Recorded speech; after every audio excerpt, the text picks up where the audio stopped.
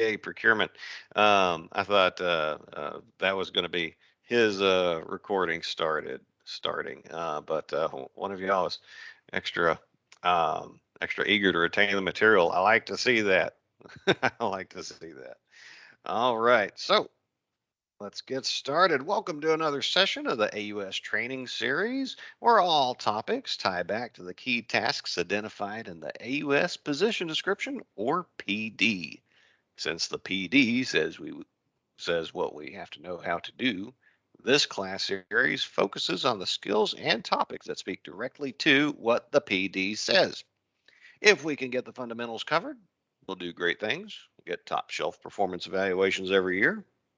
In this class, we will look at the single most requested topic by the AUSs I've spoken with, the market research report. I am Stephen Clements, and I will be your guide through this topic. I spent several years in VA contracting, switched sides to the good life of being an AUS, and earned the highest certification in contracting, the FACC Level 3. And as a quick plug, I think that pursuing a FACC certification is a great idea for any contracting professional, which isn't just contracting officers, it is also the AUS. Because if you read our PD, we're required to know as much about contracting as contracting. And if contracting measures their knowledge with the FACC certification, then we should too. And if you want to know more about that, we could talk about it after the class. And my lovely assistant today and Wisnik analyst, Aaron Peters, will be monitoring the chat and helping out because I might ask you some questions along the way. And he will be happy to help with your general questions. If you have a question or comment specifically for me, please let me know at the end of the class because I will stick around as long as we have things to talk about. We routinely go 20 to 30 minutes over just talking about whatever's on your mind. And this class, as we covered, will be recorded for posterity, and all that will be made available. And we'll show you where after the class.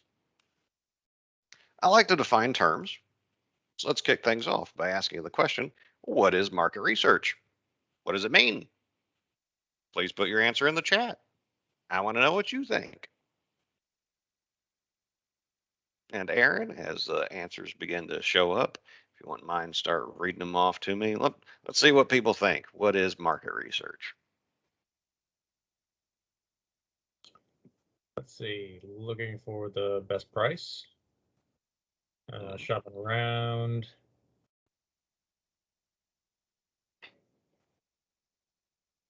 establishing who can do the best price, other established contracts, what's available in the market. Yeah, all of this is very, very useful stuff. And so y'all are hitting all around right in the field what we're talking about. And we'll come back to that. Thank you for your answers. The intended audience for this class is the AUS, although all are welcome. So if you don't happen to be an AUS, then all of the rest of what we're going to cover is going to be directly applicable to anything you're going to do in market research. And our task and purpose for this class includes our task to familiarize the AUS with what goes into writing market research reports. Our purpose in doing so is to ensure the AUS is properly equipped to independently perform market research and write market research reports, and to help their customers do the same. Our desired outcome is that attendees will learn how to perform market research and write simplified market research reports. And we'll meet our task and purpose by looking at topics such as, what does the AUS have to do with market research? What is market research? How do we do it? What forms do we need to fill out? As we go through the class, we will go step by step through the process of how to find the information we need to fill out a market research report, and we'll make one together. This class covers the brass tacks of what you need to do to write a market research report. The regulations are pretty light on market research, so this class will focus on the practical side of the topic. And this will be a long class. You may have noticed that this class is scheduled for 2 hours because there's a lot of material to cover, and breaking it into 2 smaller classes, there'd be a lot of brain dump that goes on. So we want to keep the focus on the key tasks ahead of us and get it all done at once. But I assure you it will be worth your time. Aaron will let us know when we reach the 1 hour mark so we can take a 5-minute break, and we will finish by summarizing what we covered. So, what is the AUS's role in market research? What do you think? If you're an AUS, what do you think your job is regarding market research? If you're not an AUS, what do you think your AUS is supposed to be doing regarding your market research efforts? Please put your answer in the chat.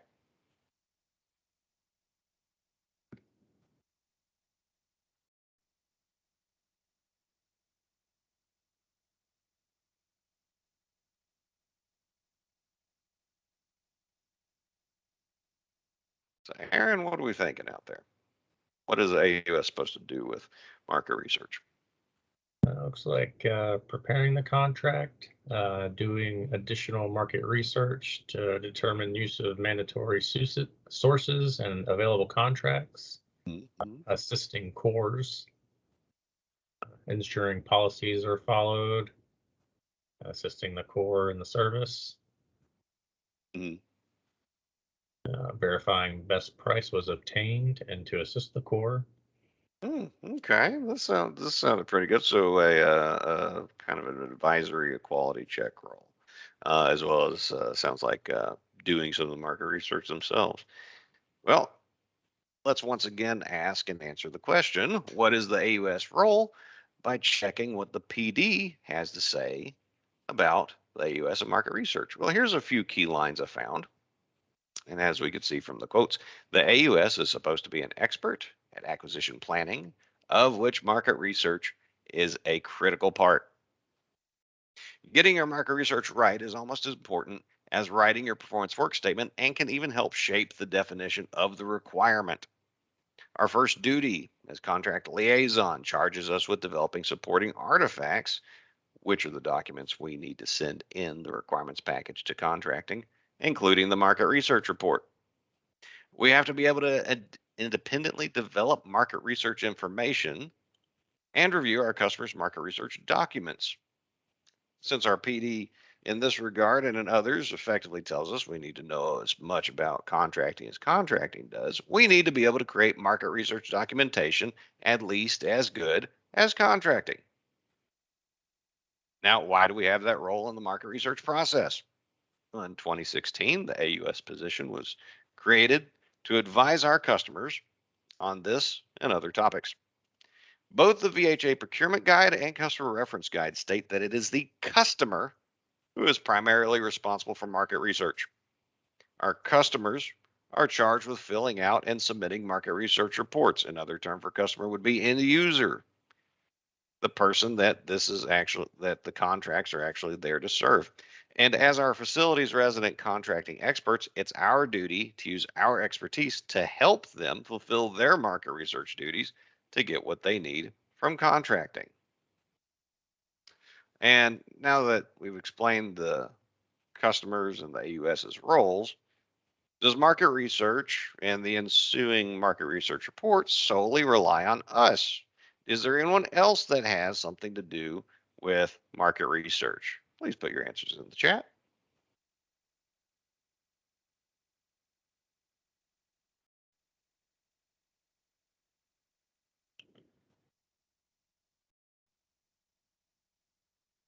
So some people are saying the CO will also perform part of the market research. Mm-hmm. The requesting service. Lots of people saying the CO will assist. Mm-hmm. All staff that are helping put the package together. The core, end users, managers. All right. If you think contracting has a role, you would be correct. And the core, the managers, those people I would lump together in the customer side of the house. But yes, contracting does have a role that is different than ours. And there are market research functions that we are not allowed to do on our side of the house. Only contracting is allowed to do, and that's by the FAR and by limitations built into our contract management systems. There's certain buttons I can't hit that a contracting person has to do in the market research process. They will validate and add to our market research findings, but It's up to us to start the process, and contracting finishes it. So we work together in that regard. Now we've talked about a lot about who does market research, but what is it? We asked this question at the beginning. How do we define it? Well, if you look at the regulations, this is what they have to say. The FAR says we collect and analyze market information to arrive at the best method of acquiring what we need. The VAR says checking the VIP database for veteran businesses is always a part of it. And other than that, the regulations do not tell you a whole lot about how to do market research, but there are other sources that do. The procurement guide and the customer reference guide do give us a lot to work with.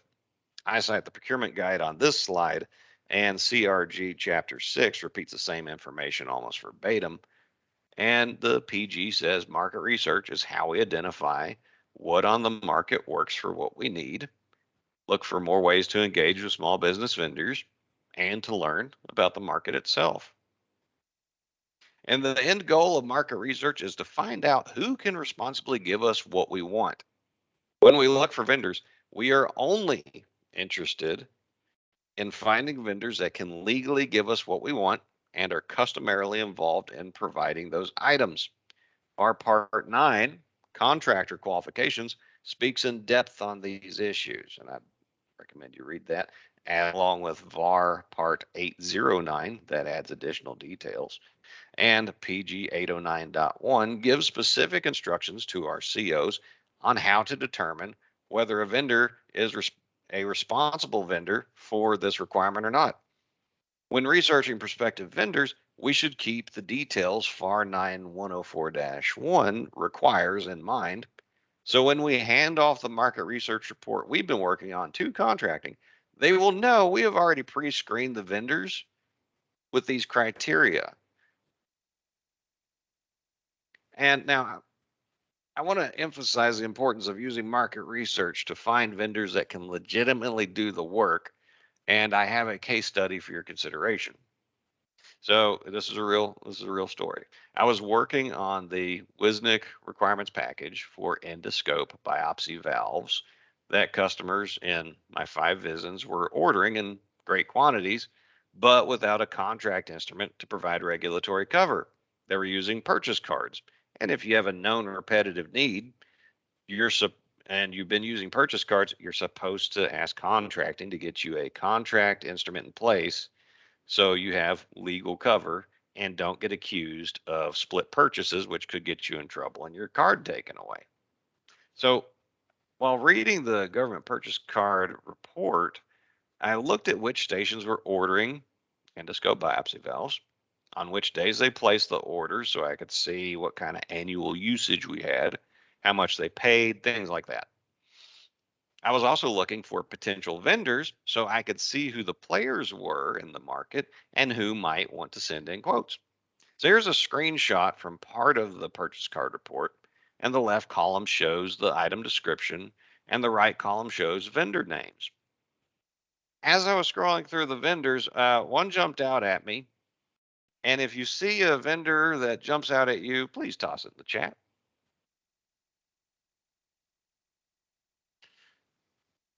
Because we were looking into buying endoscope biopsy valves, and something really jumped out at me. It looked very unusual. Aaron, what do we think? Looks like Chicken Express might be a concern. Yeah. As you might imagine, I was very interested when the name Chicken Express showed up on a list of people selling the VA endoscope biopsy valves. You might have the same question I did. Is Chicken Express a responsible source for endoscope biopsy valves? Is Chicken Express a vendor customarily involved in the business of selling them? So I did some looking, and I found that Chicken Express is a fast food joint in Lubbock, Texas. The report showed vendor phone numbers. So after I couldn't find out who this Chicken Express was in other ways, I searched for their phone number, and this is what I found. So I guess my next question is, which value meal do you order to get biopsy valves? Do they come in like 20 packs? Like family sizes. Do they include them in kids' meals? It seems like it'd be a choking hazard. Maybe that would be bad. And a sincere question for me to you, my beloved audience, is did any of you know how this happened? Like, were you involved in this purchase? Because if you were, you can put it in the chat, or you can send it to me privately. I just want to know who was buying biopsy valves from Chicken Express.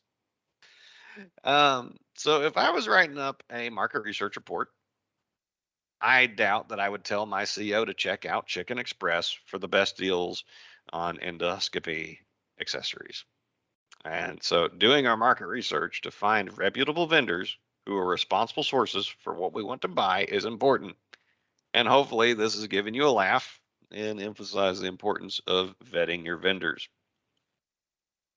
We're about to get into the step-by-step market research process. So let's add a sample requirement to help illustrate and apply what we're doing, something for us to look for. Now, in the last class in the requirements package lesson, we used the Tic Tac breath fresheners example, and I've got the key details of that up here on the screen. We're looking for cinnamon flavored gum arabic based chewable items because Tic Tac be a brand name and may be unduly restrictive, but us AUSs have really bad breath, and so we want to try to freshen that up. So if you take a look at this screen, these are the kind of details we're going to be using to help weed out vendors that we're interested in, which ones we're not. So let's keep them in mind as we do our research. All right, so we've established what market research is, who does it, and the kind of vendors we need. So how do we do it? The procurement guide gives us the most useful explanations, and here are the steps in brief. We need to identify two very important codes, the NAICS and PSC. We search through the mandatory use and non-mandatory use sources to find who can meet the requirement. And as we go through the websites and databases we use, you may want to take screenshots as you go along. And if you want to go along on your own computer, as I do, feel free. But you don't have to. And if you're taking screenshots, that way you have visual proof of your findings, which strengthens not only your market research report, but also your recommendations to contracting. And we record our findings on the appropriate market research report form. And there's two versions. For dollar values under $250,000, you use the streamlined MRR, which is 4 pages long. For dollar values above $250,000, you use the standard MRR, which is 15 pages long. And I know which one I prefer to fill out. That's the shorter one. The long one gets even longer the more details you put in there. And I've included a hyperlink to the procurement guide page where you can find both forms. And once filled out, we send the MRR and screenshots we got to contracting as part of the requirements package. While the PG provided those steps, I break my research phase into two parts that correspond with the two categories of potential item sources, mandatory use and non-mandatory use. Before we check into either category, I do want to take you to the procurement guide so I can show you exactly where you can find the published list for both types of sources. And I'm not going to spend a lot of time on the page because we're going to give each possible source its own turn in the spotlight, but I do want you to know where to find the list and what it looks like. So it'll be just a moment while I get us over to that page. And there we go. Okay, so we're at the oh so beautiful and colorful VHA procurement guide, and we're in procurement guide part 810.001 market research because PG is numbered or it's organized like the VAR, which is based on the ordering of the FAR, and for the VAR, you add an 8 in front of whatever FAR part you're in. So FAR part 10 is market research. So VAR market research would be 810 and the procurement guide would be the same thing. So you get an introduction here and we're going to skip past that and some additional guidance for how to do it. But we're going to cover everything that we on the program office, the customer side, are going to need to know. And here, this details what it is we are responsible for. And basically, it's doing our best to do the most market research we reasonably can to get the process started to help our contracting officers who have all these additional steps that they've got to worry about. And now down here, you have a chart that talks about the mandatory sources and non-mandatory sources for the VA, and it gives you VAR references if you want to go get more information about that. And it's organized into two sections, mandatory, and then there's going to be a non-mandatory we'll look at in a second. And there's two columns. One that basically gives you the name of what the source is, though it may also give you additional details, and you can see references throughout. Sometimes it gives you the website where you go to find that, and we'll look at those. And then on the right, you have a description which gives you some guidance on what you do with those sources. So I do recommend reading both because sometimes the details that you would expect in the description are in fact over here, but this is what that looks like. And so up here we've got mandatory supply sources, mandatory service sources, and then we get into a listing of the non-mandatory sources that the VA speaks to, such as SDVOSBs and VOSBs and some of the VA contracting center contracts. But there's a whole lot it doesn't list that we will go over. And basically, there's no limit to the amount of market research you can do. And what we can in 2 hours. Also, on that list, the higher up on the list, you see a source. That is the higher in priority for you to use it that source is. So if you're taking a look at that list and you saw something at the top of the list, that if what you want's available from that, you need to order it from that. If it's at the bottom of the list, still mandatory, but it's less mandatory than things further up on the list. All right. So now that you know where to find the source lists, let's start with checking our mandatory use sources. We start here because if what we need is available from one of these, we have to use it. As you can see, if the VA or another federal agency has the item we want, we need to take it off their hands instead of buying it from the commercial market. Now that will only work for supplies, though, as nobody has spare services sitting around. Federal Prison Industries, or Unicor, provides a variety of services and supplies you might want. Part of the federal government's plan for our prison population is to give them productive work to do while on mandatory vacation, with the hope being that when they have served their time, they leave prison with job skills that will give them a brighter future. Another heartwarming source of supplies and services the federal government has is Ability One. Ability One's focus is to buy from vendors that employ our fellow Americans who happen to be disabled, blind, or otherwise impaired to provide items we might want. The last mandatory use source is GSA Wholesale Supply Sources, and each source is hyperlinked on the slide. You might notice that the list we just looked at is missing a few venues or routes you might get some things, like you didn't see ECAT, MSPV, or DEMLS, which are also, arguably, depending on who in contracting you're talking to, they're also mandatory use sources. So why are those sources not on this list? Please drop your answer in the chat. Let's see what y'all think about that.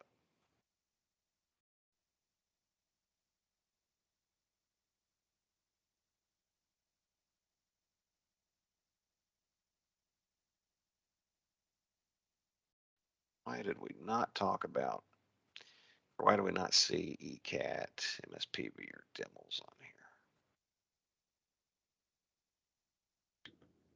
That's possibly specialty items.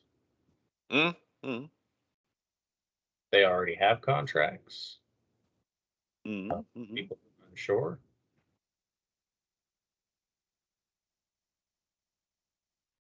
Yeah, I think one of the ones you read off already gets to the point, and I do appreciate the answers. And and the ones that are still coming in.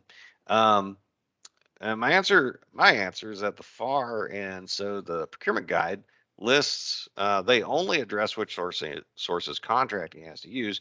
If what we want is in one of those missing sources, we're not even supposed to bother contracting with the request. We're supposed to do it ourselves. And we don't do this market research report for those, so we won't be covering those items in this class. All right, so now we're going to take a look at each mandatory use website and work our example for breath freshening products. And I'll do my best to keep this from being tedious, but market research often is. It can be very time consuming and it can be dull, but hopefully we can keep ourselves entertained. And my purpose here is to take you to each of these sites that we discuss to show you what they look like and how you use them to find the products and vendors we're looking for.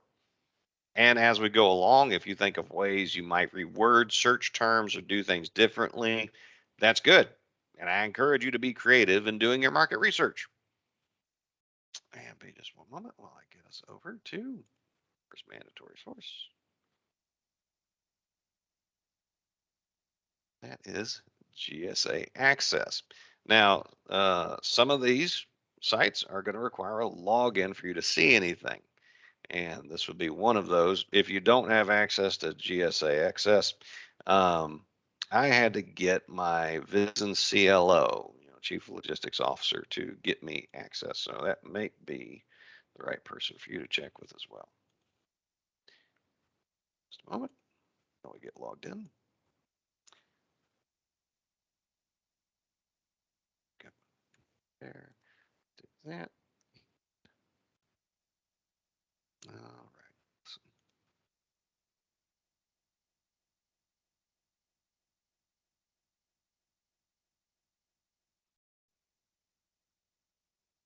let's get in there and see what we have to see. All right, so this is that oh so attractively designed page. And what we see here is we have options as we could do a keyword search using these options. And if what we're looking for fits into one of these categories, we could click on that and narrow it down. Now, seafood preparation and serving equipment, and we're looking for Tic Tac, so chewable like candy items. I don't see anything on here that specifically speaks to that. Now, miscellaneous might be it, but let's start off with Tic Tac. We'll do a search. See where that gets us. Okay, so our search received no matching records. So let's go back. And let's try food preparation and serving equipment. Maybe it'll be in there. It's food related. We'll find out.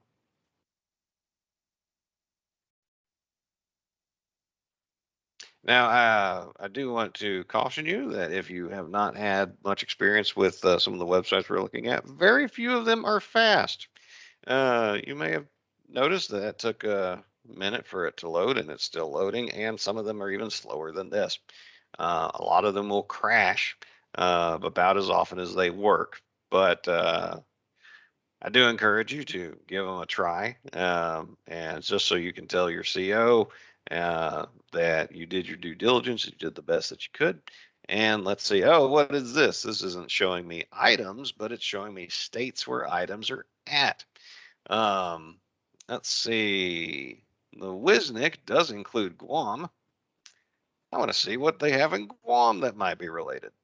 Okay, so it looks like we do have a result here. Got an item control number, item name, food preparation fork, and there's 6 of them available. So let's see what this is. Because if you click on it, it should give us more information and maybe even a picture. Well, no photos available here, but on some of the entries you will see that. And let's get some more information. All right, food preparation fork. And we've got a description. It's 14 inches overall length, and it's made out of corrosion resisting steel. And plastic or nylon handle, and here's their unit costs. And if I wanted it, I would talk to DLA. All right, and here's a point of contact at DLA I would talk to. Well, that's not a Tic Tac, and we did the search, and then we looked at food prep, and we didn't see any Tic Tac. So I think we could safely say that probably not GSA access for our Tic Tac needs. So next up is Unicor. And so here we're at the landing page. And let's go ahead and hover over products and services. And here we get a menu with products and services, so supplies and services. And you see there's a number of services that our prison population is capable of doing for you, and maybe that's helpful.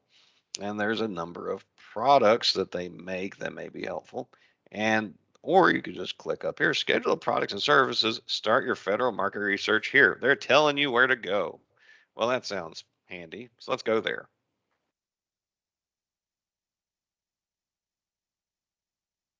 Okay, and here we've got Unicor scheduled products and services, and we can look up products by their FSC code, which we haven't gone into yet in this class, but we will.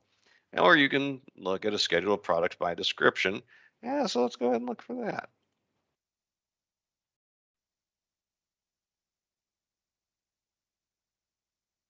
Okay, so I see we've got this organized in alphabetical order for the items. So under A's, we've got agricultural products, air filters, amplifiers, animal race for food, armor, so on and so forth.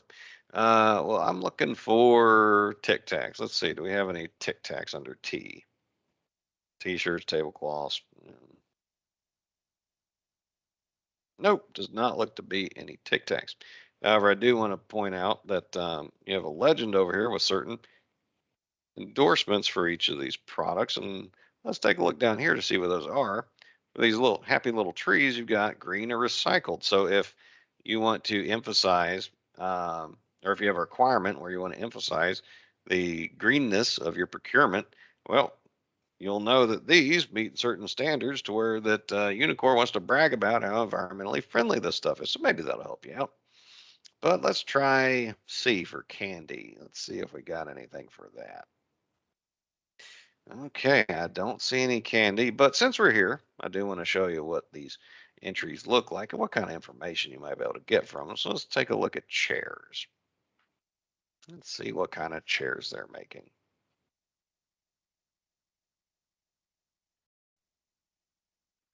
All right. So we got a variety of chairs that they make. Lounge chairs, sofas, benches, stacking, ergonomic stuff, big and tall. Let's take a look at that and see if we can get what other level of information we can get from this website. And you got product information, what kind of standards that it meets, and it's quite a bit of information. So if what you're looking for is here, it looks like Unicor is really trying to give you as much information as they can to help you make your decision. But I didn't see anything that looked like a Tic Tac. So we're going to move on to Ability 1. And so here's their landing page. And right here, my eye was drawn to, I want to search the procurement list. So things that they sell, find a job. Well, I like where I'm at, but who knows? And other things here. So I want to search the procurement list. Let's see what it is Ability One has to sell me. Okay, so we got products and we have services. So we have supplies and we have services. We can search by either one. And let's see, I'm looking for a consumable end items. Let's search their products. All right, so it gives me just a search field right here, and I can look by description, department. If I've got the national stock number, I can look for that, but I just want to see descriptions. Let's see Tic Tac. Do they carry Tic Tacs? No results found. And if this font looks small while I'm sharing it, it's because it is tiny after I've already blown it up. Um, let's take a look at gum because there's gum Arabic in Tic Tacs. So maybe they do something with gum. All right, we do have some results. And we're looking at a national stock number for each item here, a name of the item, a description, and who you can get it from, or who's distributing it for them. And let's see, carbon removing compound. No, that's not what I want. More carbon removing compound. Nope, that's not it. Message pad while you were out. Gummed top message pads. No, it doesn't look like I've got anything in Ability 1 for Tic Tacs. So we gave them a search, and this is the kind of information that they'll give you and that you would want to notify your contracting officer about in your market research report um, if they had anything relevant to what we're looking for. But right now it looks like none, so it would just be none when we tell them about it. Now moving on, we're going to the GSA Global Supply, and you might notice that this website looks kind of jacked up because it is, because sometimes they load properly, sometimes they don't. And so we will endeavor to see if they have anything on Tic Tacs. Oh, we're getting already seeing some results. But it looks like we could look for product services, BPAs, building and industrial, all kinds of different categories to help search for our future requirements. But right now, we're just looking for Tic Tacs. So let's see what we get.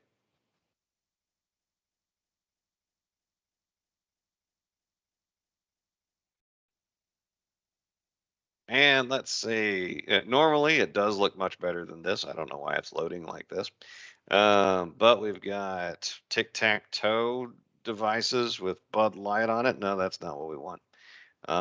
Tic Tac Orange Big Pack, 1 ounce. Okay, well, we're looking for cinnamon, but someone does have orange and someone has fresh mint. So maybe that would be useful. We get a little bit of detail about the contractor here and unit price. So tell you what, let's take a closer look.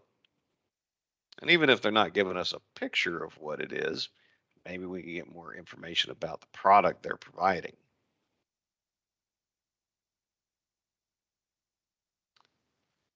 Or maybe not.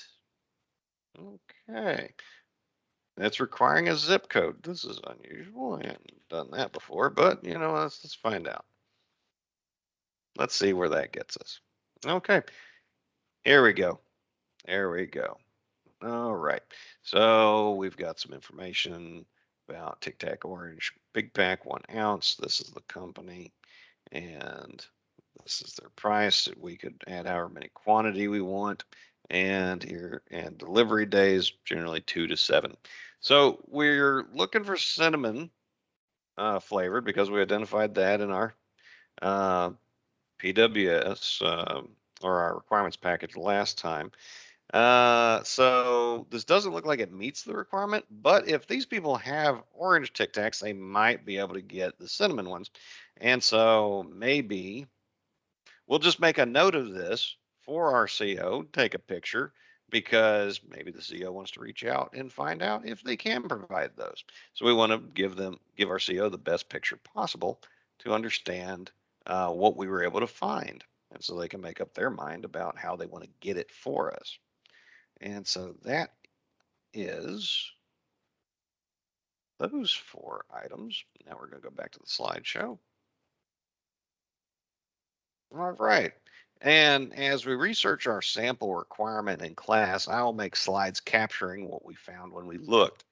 And so our market research efforts did not find any of the mandatory use sources to be known sources of cinnamon scented or flavored Tic Tacs or comparable products. And I made a note for each source and included screenshots as my evidence at the bottom. And as you go along, make these kind of notes in your market research because you're going to use it all to write your market research report. Now, remember how I mentioned that market research can help shape our requirement. So with the GSA wholesale information we found, it might be reasonable for us to take a second look at our cinnamon flavor requirement. But for this class, I really like cinnamon and it's my class, so we're going to keep the requirement the same. And since we did not find what we needed in the mandatory use sources, we next check our non-mandatory use sources. Procurement Guide provides a list of sites, but there really is no limit to the amount of sources you can check, market research you can do. In general, if you stick to what we discuss in this class and whatever else you deem prudent, you'll be fine. For example, if when it comes to doing market research on your own, if you just go in the order of the websites we do in this class, you're going to have at least a 90% complete market research report to hand off to contracting when the time comes. And however much market research we do, there are 5 pieces of information we need to proceed, including our requirement description, which we touched on earlier, and the 4 details listed on the bottom of this slide. So what are those things? What are those 4 details? Well, I'm glad you asked. What we've got are the North American Industry Classification System, or NAICS code. It is a standardized code made by the federal government used to describe business types.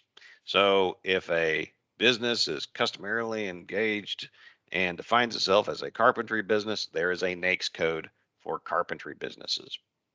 Product service codes. That is a standard code made by the federal government used to describe the items we buy.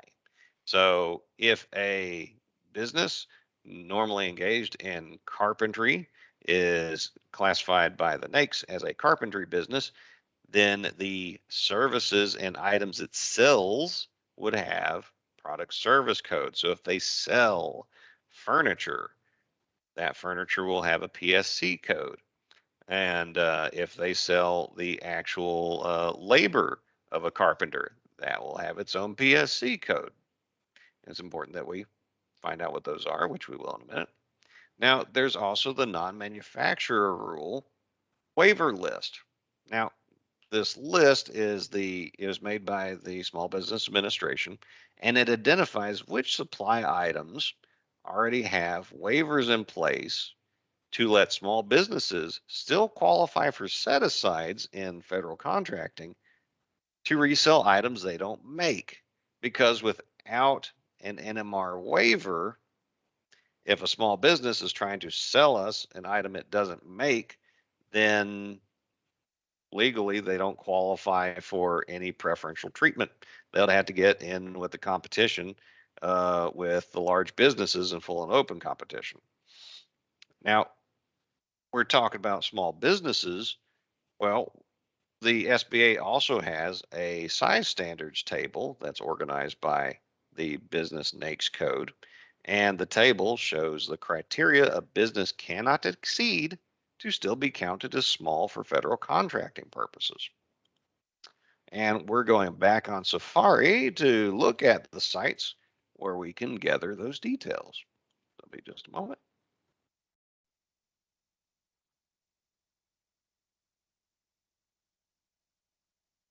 All right, so we're going to start with the NAICS. This is what it looks like, that website. And so we've got the United States Census Bureau. This is the source of, or the source that manages this. And you've got a description of the NAICS over here, which I've boiled down for you. You'll see 3 different search fields here, and they differ based on what year. We're going to be using the 2017 NAICS search, and that's the one I recommend that you use, because until basically the new fiscal year comes around, you're not supposed to use the 2022s. Now, why they gave it to us when we can't use it and we are in 2022, I don't know, but that's what Big VA did. So we're sticking with the 2017. Now it says here you can use a keyword, or you can put in part of or a whole NAICS code to find information. Well, we don't know what our NAICS code is yet for TIC-TACs, so I'm going to put in TIC-TAC. See what it gives me. Number of records found, 0. Okay, so TIC-TACs do not get their own NAICS code, which I guess makes sense because a TIC-TAC is a product and not a business type. Okay, well, let's try something else. But maybe like a candy manufacturer. Right, it's got gum arabic in it. Let's try gum. see if we can find businesses that mess with gum. Okay, we do have a list here. It's got a number of entries in it. Let's start at the top. So whatever this code is, cherry gum gathering, chestnut gum gathering, these different entries all match up to this same code. And these look like businesses that are engaged in harvesting gum from trees, the gathering of forest products. Okay, well, that's not what we want. But here we got chewing gum base manufacturing. Okay, well, this looks pretty close to what we're talking about, because if a business makes chewing gum, then they may be maybe somebody who makes Tic Tacs or breath fresheners would fall into this code. Let's take a look, see what else we got. Paper products, no. It looks like paper, gum and wood chemicals manufacturing, no. Turpentine, definitely not. Gum chewing merchant wholesalers, chewing gum merchant wholesalers. Well, those look really tempting, but I will warn you, if you see a code in the 4.2 series, last I was in contracting and last I checked, you're not supposed to be using these. So avoid these when you can, because your CO will likely not use it. So we're going to go back up, and this chewing gum manufacturing, that sounds pretty close to what we wanted. So let's click on that and see what else we can find out. Oh wow, look at all this information we got. We have once we clicked on the NAICS code, it gives us a definition of what that is. So non-chocolate confectionery manufacturing, and then it gives us a description of the kind of businesses involved here. And then it gives us cross references for businesses that are similar to but different from this type of business. So if this is non-chocolate confectionery manufacturing, here we see chocolate confectionery manufacturing from cocoa beans, and a number of other items. So let's see. Oh, and then we've got the descriptions. Every description that the federal system has, that matches up to this NAICS code. So we can see breakfast bars are still in here. Cake ornaments would fall under this. Candy bars, candy stores, chewing gum, confectionery, non-chocolate manufacturing, all kinds of stuff. Even halva, which that's a very niche product, but if you haven't had it, I think I'd recommend it. It's kind of good, but I'm sure some people love it though. And you get all kinds of things that looks like a pretty good close to what we're close match to what we're looking for. And I say it's a close match, and I'm going to go with this code 311340, because when you're selecting your NAICS code and you're selecting your PSC code, like we're going to do in a minute, it's not often that you will find a description that perfectly matches exactly what it is you're trying to buy.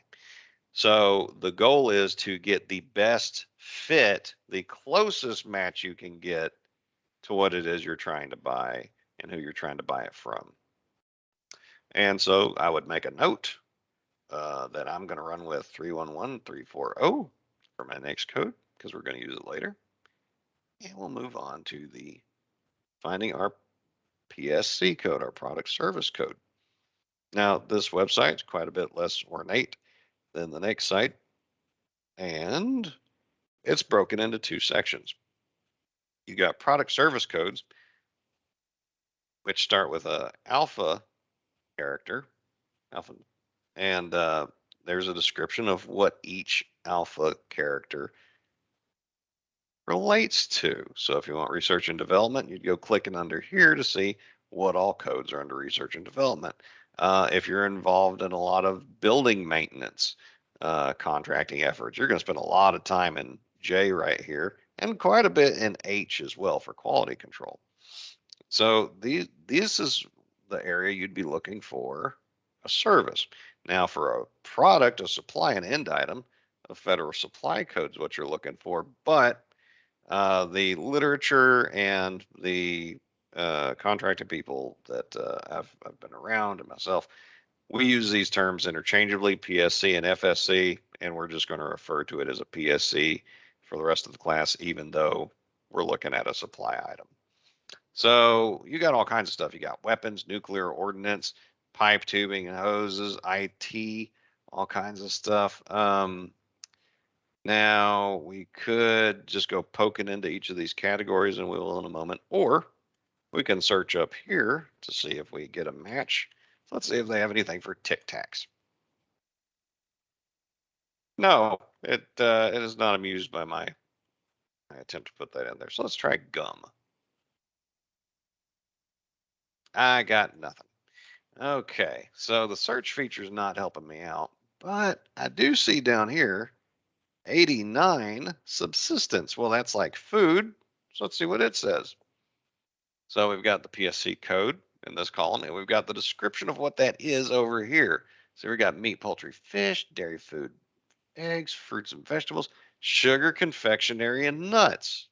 Okay, confectionery, candy. That's a pretty good fit for what we're looking for. And then you got all these other ones here. But yeah, I think 8925 is going to be my number for my PSC code. And here's further evidence of what I'm talking about, them being interchangeable, FSC and PSC codes. We went to an FSC section and it still says PSC. So even the website says an FSC is a PSC. So don't let the distinction trip you up. Just say PSC and you'll be all right. Okay, so we got our NAICS code. Now we got our PSC code. And let's go take a look at the SBA at their NMR class waiver database. And this is important for when we go to look at the types of merchants that can sell us this stuff. Small businesses, we might not be able to buy it from if they don't have a waiver, but the final determination for whether we can or not is up to your CO. And there's some other things your CO can do if they really want to buy it from a small business and there's no waiver. But we just want to help inform the CO so that they can hit the ground running. And don't worry, links to all these things are in the slide deck and in the comment in the presenter's comments or notes. But let's take a look at this. So NAICS code. Okay, so this is organized by NAICS. So it's important you found that out. And you got a list, and then you have the description of what it is that you're trying to buy. And this stuff over here is not really important for you. You just need to know if the NAICS code you're looking for is on this list or not. And so we're looking at 311340, 3113. Okay, and it is in order. So it does not look like it's there, but I want to do a search. 311340.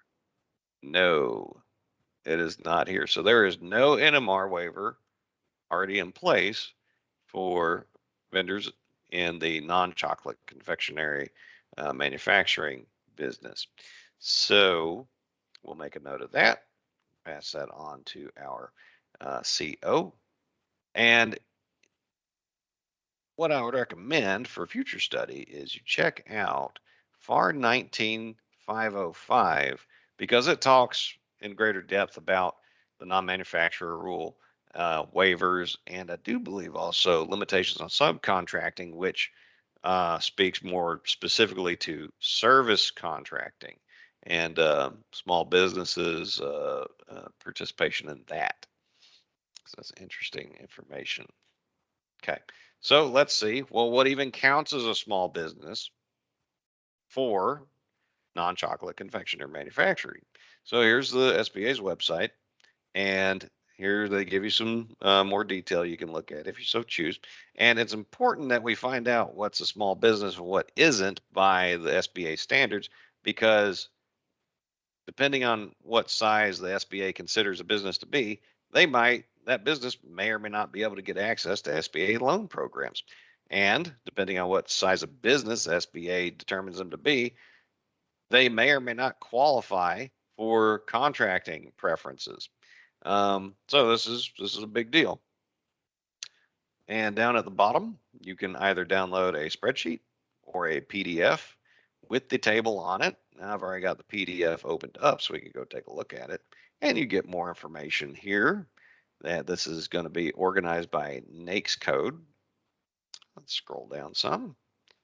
All right, so on the left column, you got which NAICS code. You have a description of what the NAICS is, and then you've got two other columns: size, standards, and millions of dollars, and size, standards, and number of employees. So each business or each NAICS is going to have one of these size standards applied to them. I haven't seen any that has both. And so if a business has less than this number of millions of dollars in annual revenue, or less than this number of employees when it gets listed, then they're considered a small business by the SBA.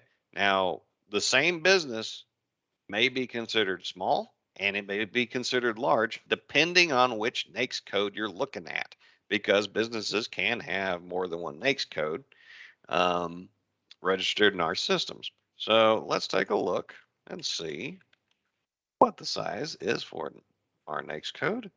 There it is. And it's measured in size standard for employees. So less than 1,000 employees.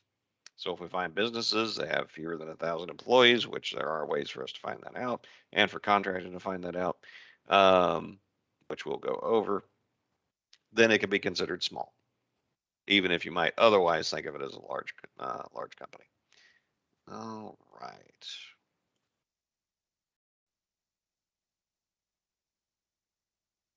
Back to the slides very quickly. And so in checking out those four details, this is what we found. We got our NAICS code, we got our PSC code, we did not find an NMR waiver, and we found out what is a small business for this NAICS code. And I see we're right at about an hour, so let's take a 5-minute break. So I will see y'all back. You know what? It'll be a little bit generous since we're 2 minutes before. I'll see you back here starting at 5 after the hour.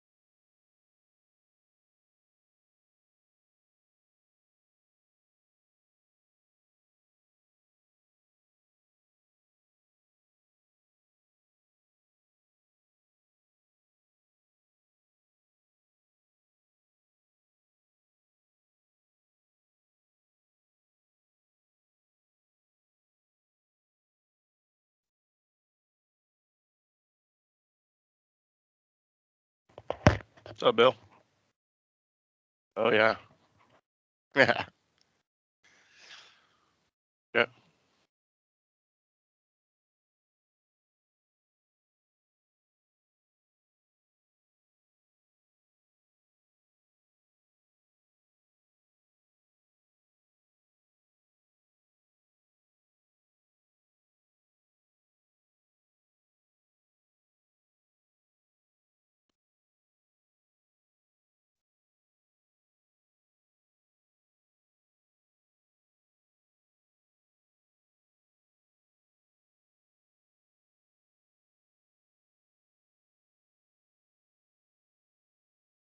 Okay.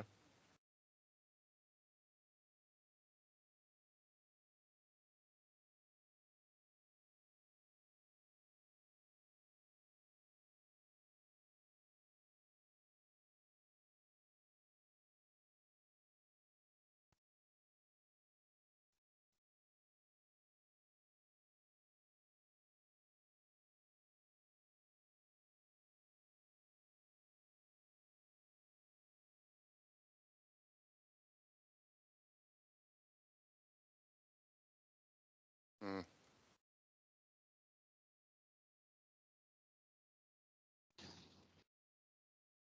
FYI, somebody has an open mic.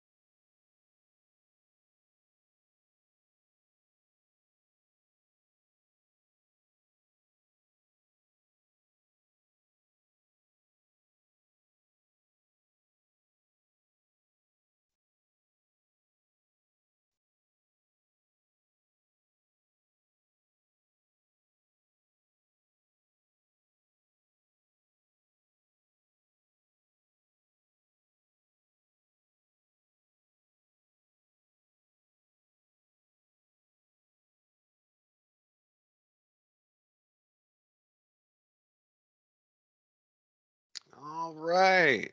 Well, welcome back after our break. And as hopefully um, it was a refreshing one for you. And as much as I do like talking uninterrupted, hearing the sound of my own voice, it's not always about market research. That's not the most exciting thing in the world to me. But if I'm talking about Dungeons and Dragons or history, I could probably go on that for that long. But we're going to get back to market research, and hopefully we can help improve the levels of the market research we do across the board. Okay. So now that we have that information in hand, we're going to use those details to look for vendors from the non-mandatory source list the procurement guide gives us. The first source we check is the database of verified SDVOSBs and VOSBs, which I refer to as SD and VOSBs, VetBiz, also known as VIP. This is a site we won't check once and forget, because in addition to being a site we search for potential vendors, we also use it to vet vendors we find in other sources. So if we see a vendor claiming to be an SD or VOSB on any other site, we need to go back to VIP and check to see if they're registered or not. Now we do that because we can only count a vendor as one of those types if they're listed at this website. It doesn't matter if they give you their DD-214 and their VBA Service Connected Disability Report. Does not matter if they're not registered with VetBiz. They are not getting set-aside preferences. And don't worry, if you in contracting don't do a proper search for SD and VOSBs in your market research, those vendors will be thrilled to file protests come solicitation time, because these vendors have special preferences with the VA by law and are actively litigious in making sure we honor them. If you've done your market research right, they will either leave your CO alone or we will win the protest. But nobody wants to be protested. So let's make sure we're checking to the best of our ability. Now, the NAC, the SAC, and the TAC, those are VA contracting groups that specialize in making national contracts, and each has a different focus. The NAC creates mandatory use, for the VA anyway, contracts as well as non-mandatory use ones, and they focus on pharmaceutical and medical application supplies. The SAC covers a wide range of items, and the TAC is exclusively interested in IT issues. The contracts these three VA groups that they make are higher priority of use than us making standalone contracts. So if they have what you want, you should use them. Our next source for vendors is the GSA library, and it has all kinds of vendors with existing national contracts that we can use. These contracts are also higher priority of use than us making standalone contracts. And the e-library usually has copies of those contracts you can download to see what prices and terms the GSA was able to get. And you can use that for your own package. Another detail we can pick up in our search is vendor size or vendor business size categories.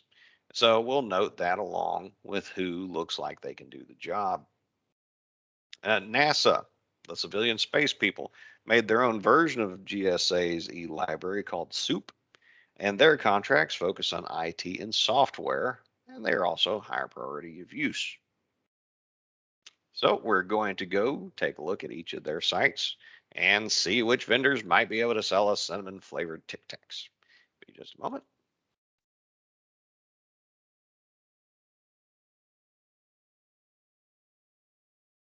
All right, we're starting over here at VetBiz or VIP.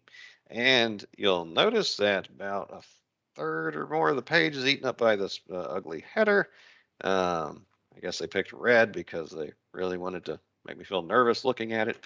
But we'll scroll down past that, and you see there's several different places you might be able to go into VetBiz. We're acquisition officials, so we always want to come here. And it even says, are you conducting market research? Click here to start. So this is where we're going to go. Now, if you were one of the vendors, you'd go over here to try to get registered. But we're going here.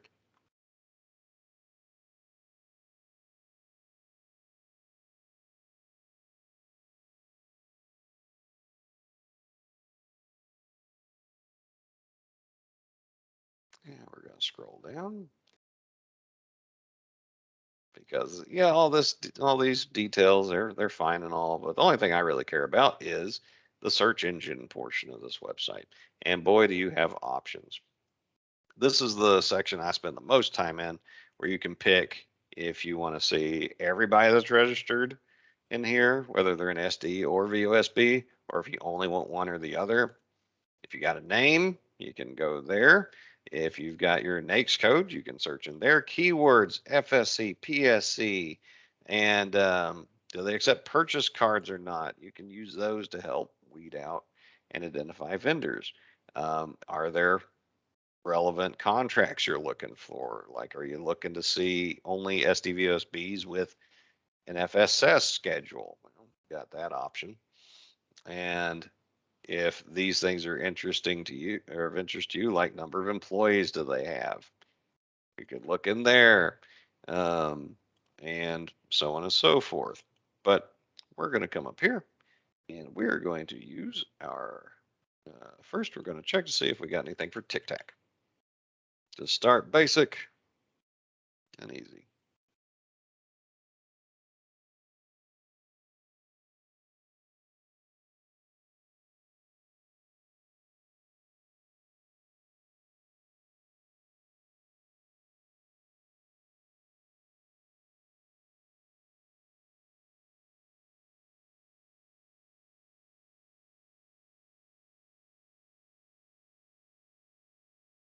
All right, so putting in Tic-Tac, I can see there's a whole bunch of vendors that said have Tic-Tac in their name, uh, totaling 3,560 companies. Boy, howdy, how am I supposed to sort through 3,560 companies? Well, you're not going to, because what we're going to do is we're going to sample what we found by taking a look at the first several ones of them to see if the keyword Tic Tac actually helped us find something or if it just gave us a bunch of gobbledygook that won't do us any good.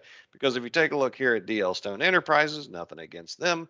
We see their name, we see that they're an SDVUSB, we have information about them, we have their website, who to get and what email to get in touch with them.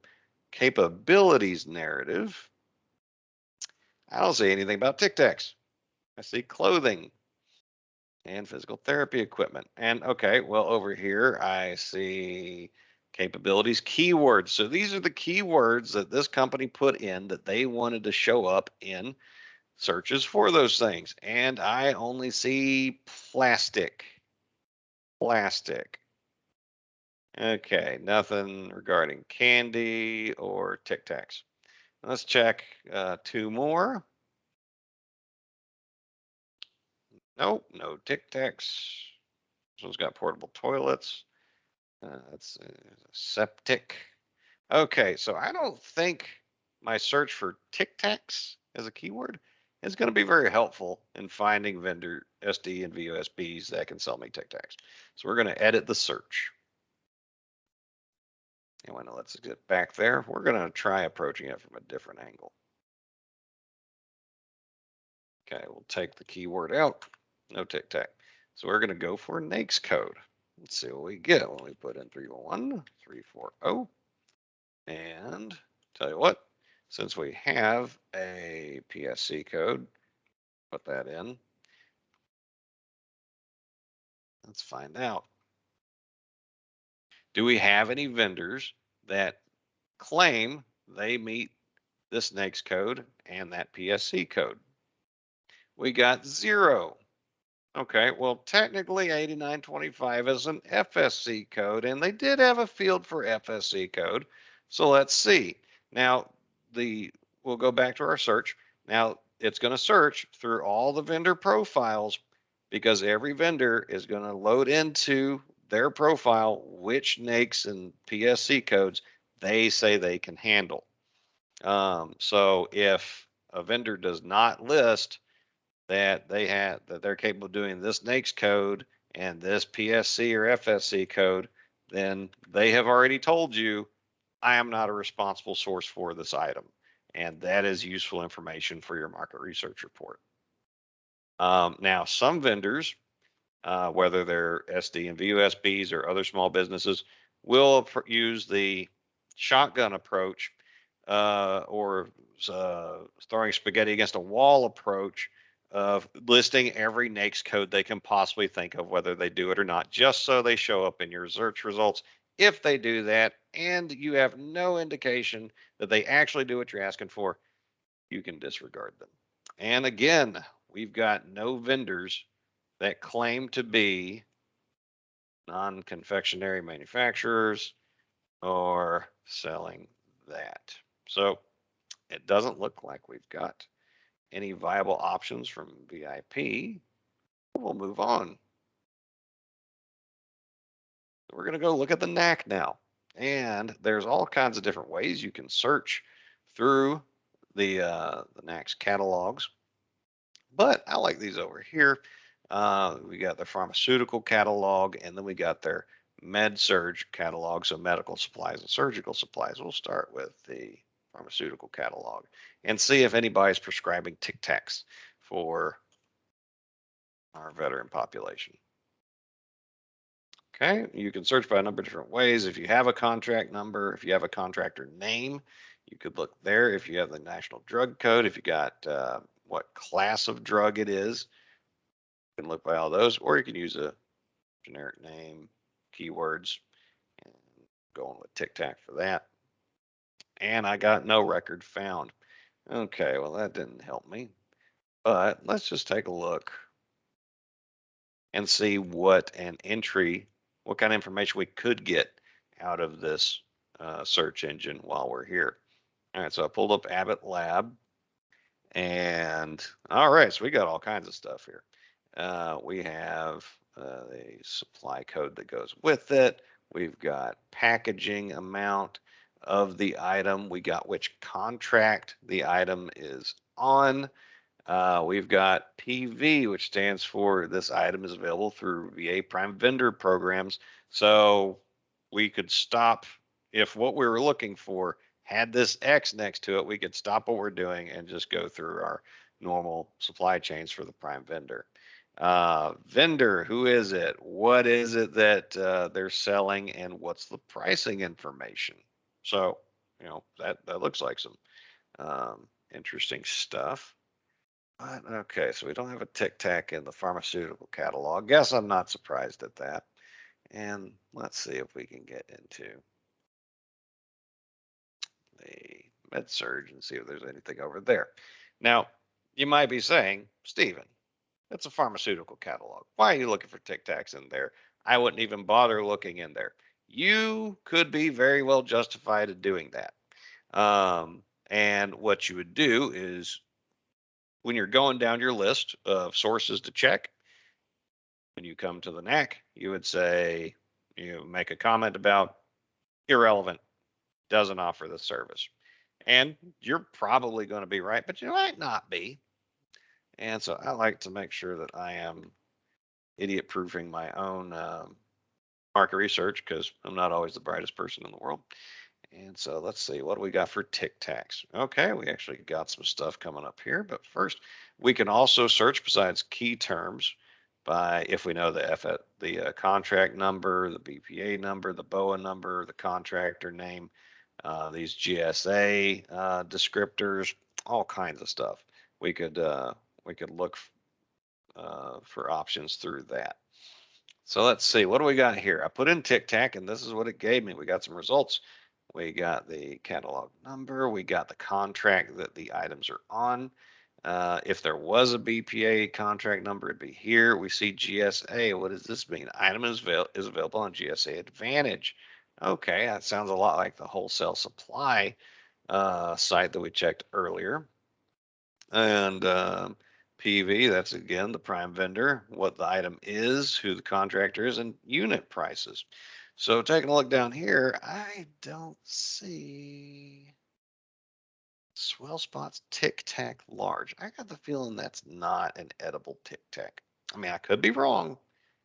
I'm thinking that it's not.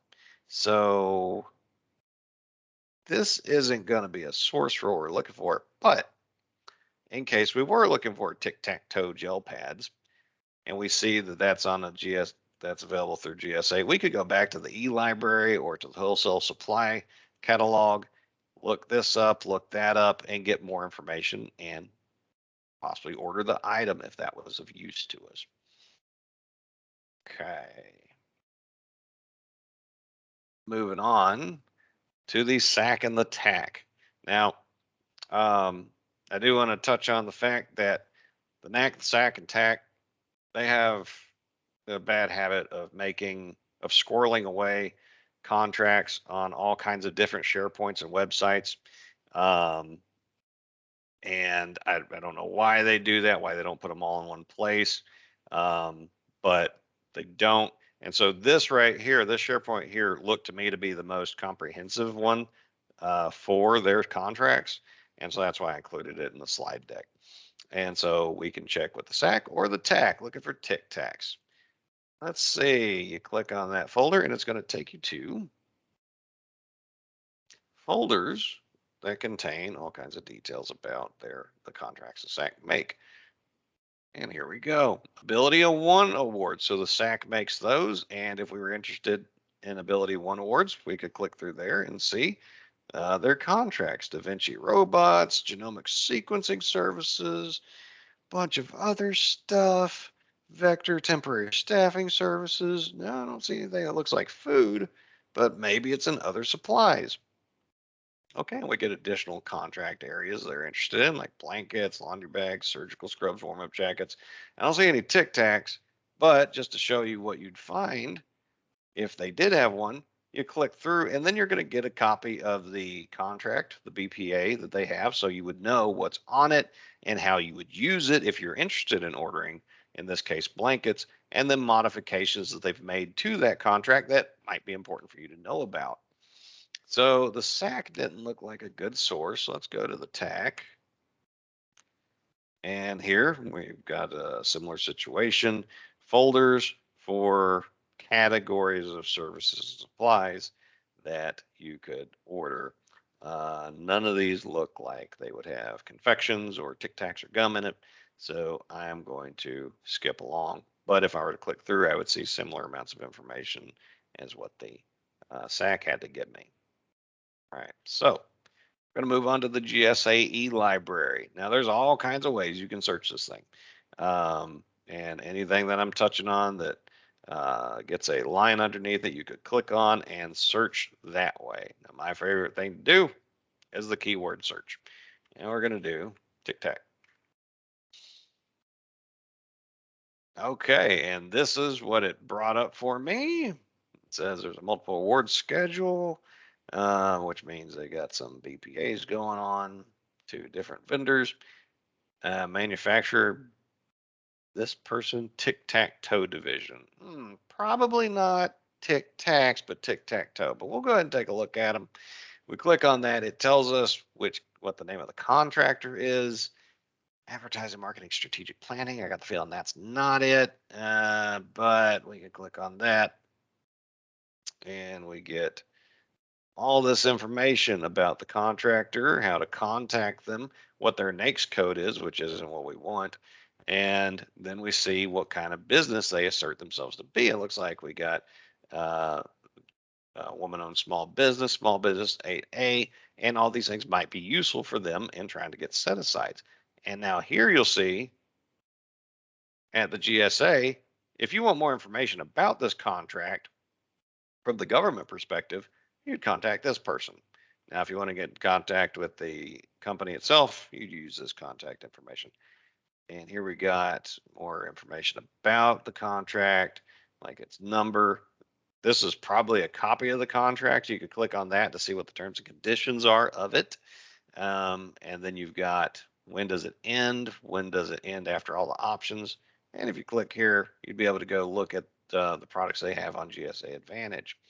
But tell you what, I want to see, because you can search GSAE library by NAICS code. What we got for that? When we put in our NAICS code, nothing. So apparently no vendor that the GSAE library has claims to use this NAICS code. Well, that's not so good. Now, previously in this class, I found this company, Caprice Electronics, that did surprise me for being Caprice Electronics, and that they had Tic Tacs. So let's go over here, take a look at their GSA Advantage. So we see they're a woman-owned small business. Might be useful to us.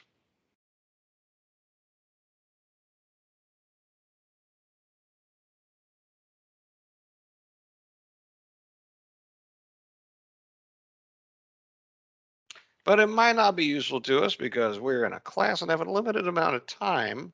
So we're not going to wait for it to load because who knows when it will. So sadly, that's the situation. So we're going to, but to give you a spoiler, they actually do have fresh mint Tic Tacs, but not cinnamon. So I'm going to make a note that Caprice is a woman-owned small business who might be able to sell me the kind of Tic Tac I want, and we'll include that in our market research report later. Next up is NASA Soup. Okay, so this one is not as user-friendly as some of the other sites we've looked at. For instance, you can't search by topic or by NAICS code to the best I found, and I've been using it for years. You can only search by vendor. Now there is one spot that might help you out. If you go up here to fast access and go down to FAQ, after you click through a couple things, you'll get their frequently asked questions, which I already have pulled up here, where they tell you what SOUP stands for and how proud they are of having a duck as their mascot, because somebody really liked the movie Duck Soup. And if you scroll down in the FAQ to page 4, you'll see here's the NAICS codes they used for their contracts. And I don't see the NAICS code we want amongst them. So that kind of tells you right there, we can skip this. But since we're already here, I do want to show you what kind of information you can get out of SOUP. And the most convenient way I found to do that is to go up to the SOUP tools, and we're going to go down to provider lookup.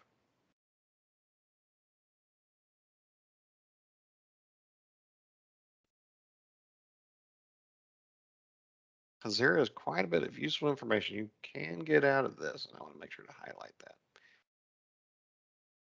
And there's that duck. Because I told you they were proud of it, proud of that duck. I mean, it's cute, don't get me wrong.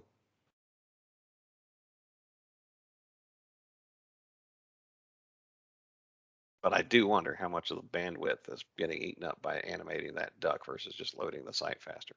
All right, so here you have a list of every vendor SOUP has a contract with, every one of them. And I want to show you one that I'm familiar with. It's an SDVOSB that has that I've used for quite a few IT related products, and that's 4 Points Technology. Now, this is not an endorsement of them, just a statement of fact, and somebody that I know that would be able to provide some useful details for our illustration. So we got the name, their associated names, and the number of products that they offer on NASA SOUP. We click on that, and okay, they're an SDVOSB according to SOUP, so we would want to verify that in VIP before we said anything or asserted anything about their status. Here's where they're at, and they're approved resellers for the items they have. This is already useful information for us if we were looking for, say, software or something like that.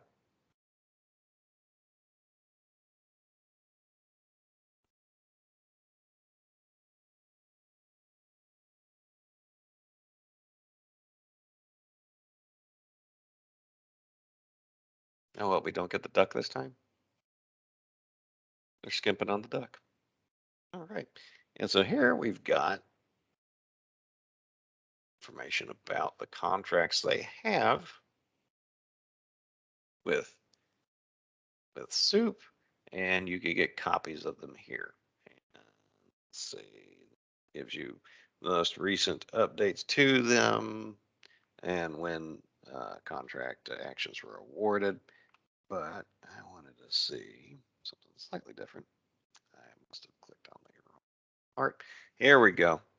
I clicked on their product field, and we're going to get a list of every line item that they have on a contract. So project management, there's their part number, what it actually is, what time period it is, because this is an option, how much it is per hour. And then we go to the next page and we see other labor rates that they have. Could be useful to you.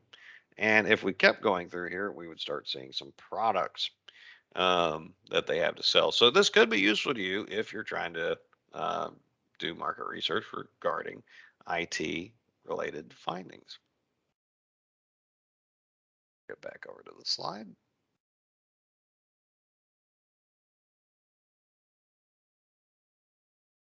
All right, so here we record our findings, and I included the screenshots I took at the bottom to back up what I had to say. And we still didn't find any cinnamon breath fresheners, but we did find mint Tic Tacs. That could be useful, might not be in the future. So while the procurement guides list stopped there, the market research report both names and suggests more sources we could check. We could check the SBA's dynamic small business search to find non-veteran owned small businesses that might be out there. And this includes 8As, hub zones, WSBs, EDWSBs, and irregular SBs. We want to account for them because they each have their own legal preferences that might come into play. Helpfully, the SBA provides a really glitchy website to help find those vendors. ContractDirectory.gov is a repository of federal indefinite delivery vehicles, and besides showing us potential vendors and their existing contracts, the site will tell us if we can order off those contracts and skip making our own. And like the SBA's site, it crashes about as often as it works for me. You can go to FPDS and search for vendors using their name or NAICS code. And the vendors that pop up already have contracts in place, so you might be able to use them. Or you could add them to your vendor list, find their business size category, and mine their contracts to help build your own. An internet search for the items and companies you want could be a great source of information and potential vendors. And for each promising vendor you find in a general internet search, I recommend you look them up in SAM.gov. I say that not to add redundant work to your plate, but because if a vendor is not actively registered in SAM, we can't award them a contract. That is a hard rule and part of your CO's responsibility determination for a vendor that the vendor has to be registered in SAM to get an award. So if you find relevant vendors, but they're not in SAM, you can't count them as viable options. Now you can also search SAM by NAICS to locate potential vendors. And we're going to visit those sites and do exactly that.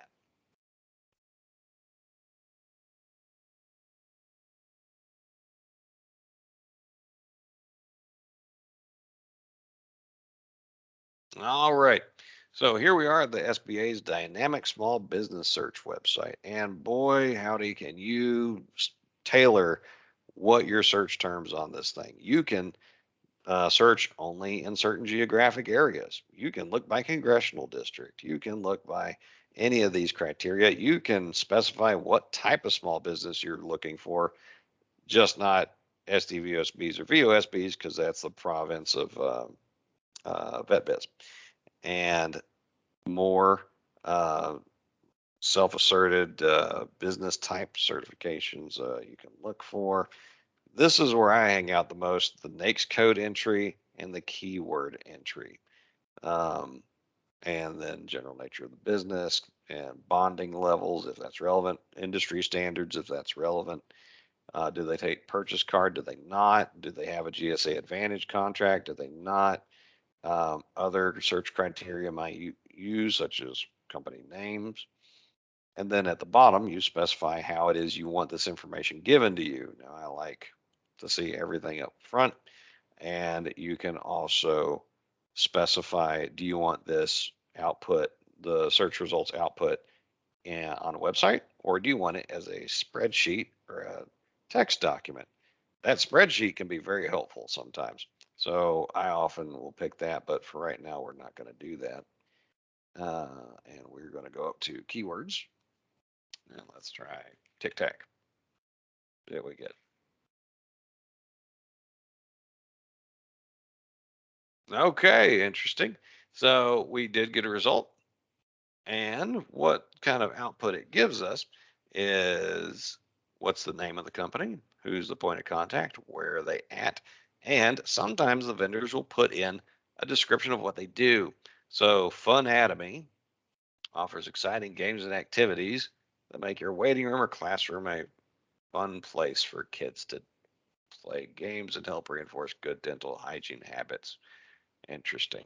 Well, let's take a look, see if Funatomy has the NAICS code we're looking for, or if it appears to sell any sort of candy, because that's what we want to know.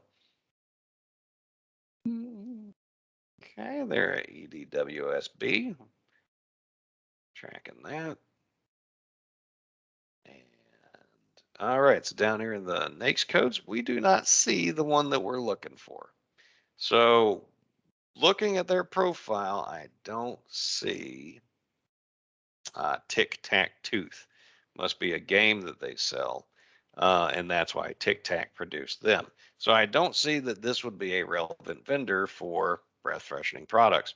So we're going to back on up and we are going to try this again. Let's put in our NAICS code. Get that way.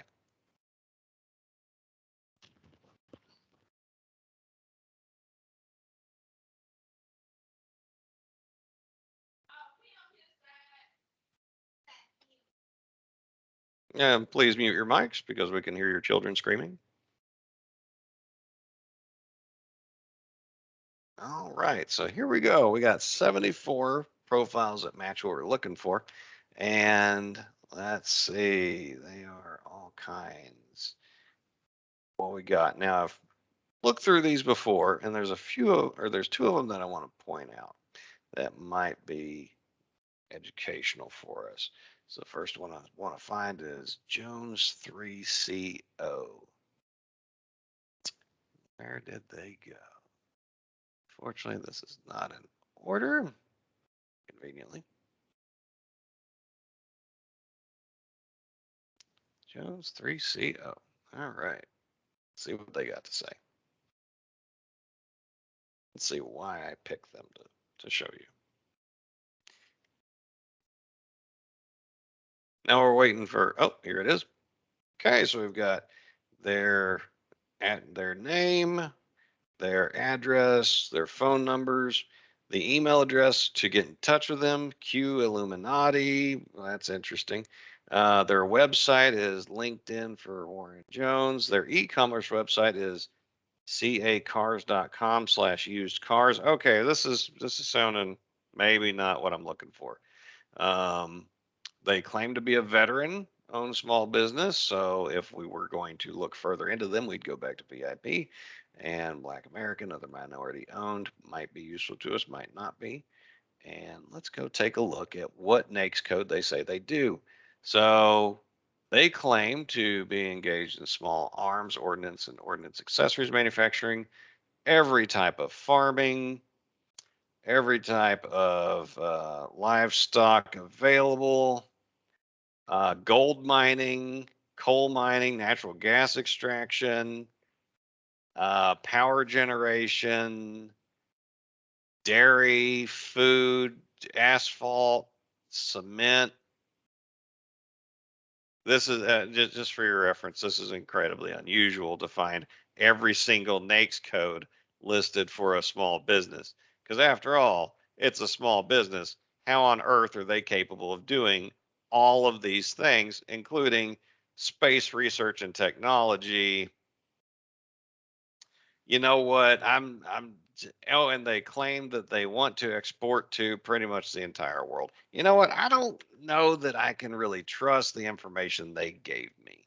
So I think I'm going to skip past them. But when I was vetting another company, J Resource Company, their profile did look like that they sell candy customarily, and they are a WOSB. And combine that with the WOSB we found that I told you about in GSAE Library, Caprice Electronics, that gives us two WOSBs. Our CO may take that as evidence and see what they can do to justify a WOSB set aside with trying to buy us Tic Tacs. So let's move along to contractdirectory.gov. And here you can put in keywords. You can put in a NAICS code. I'm going to put in a NAICS code and see what it gives us.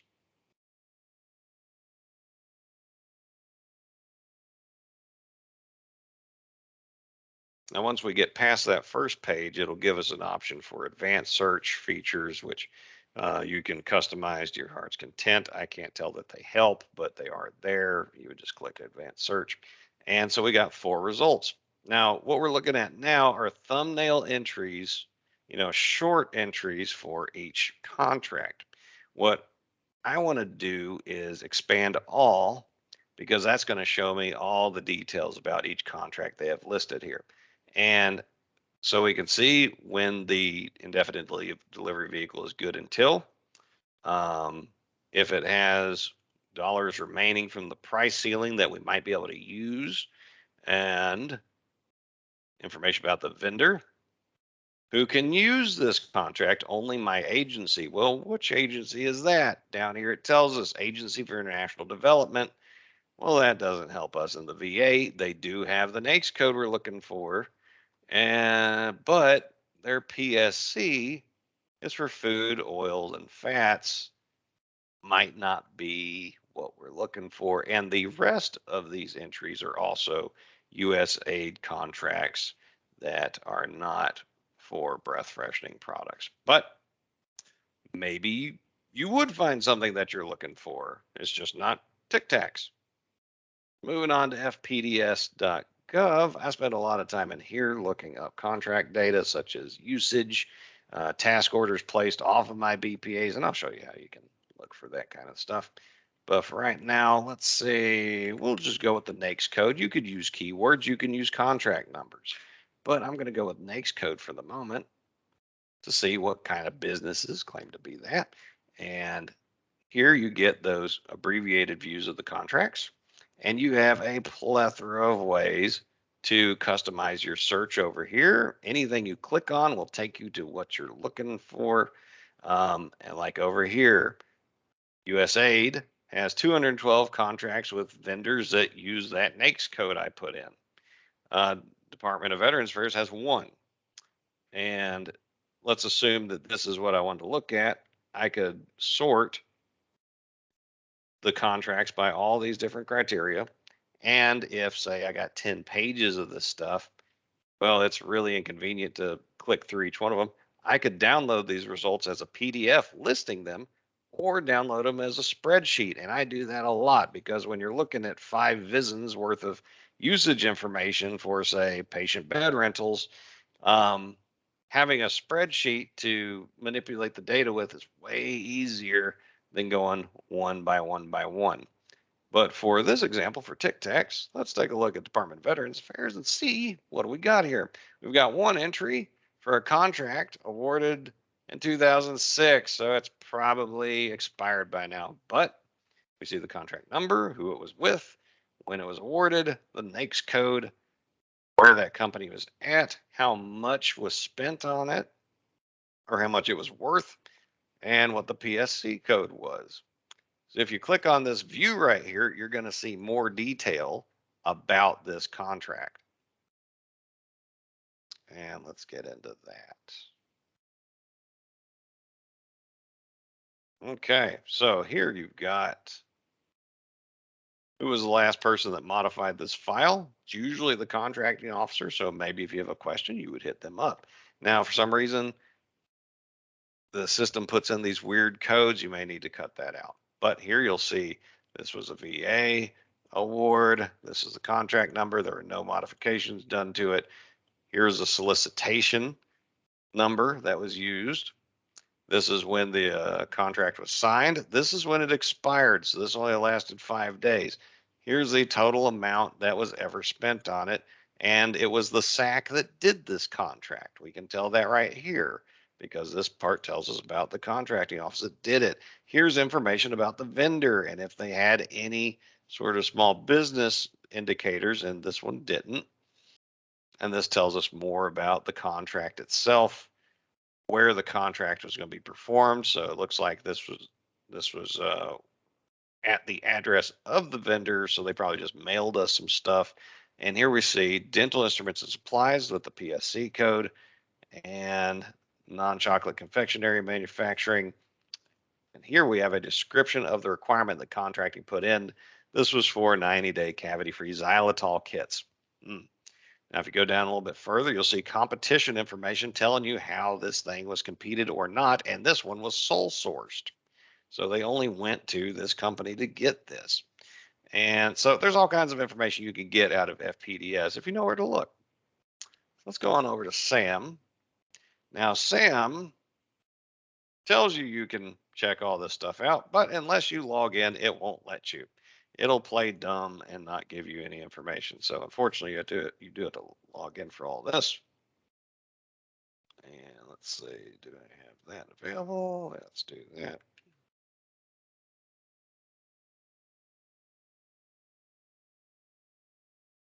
All right, let's do that. Let's see.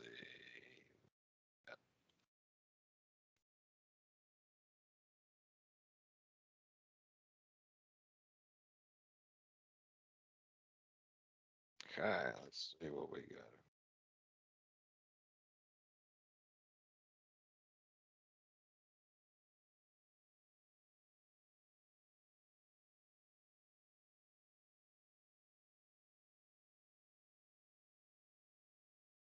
As I had mentioned earlier, anytime your CO is going to award a contract, they have to get into SAM to verify that the vendor that they want to pick is registered in here. Because if they're not in here and active with their registration with SAM, they're getting no contracts.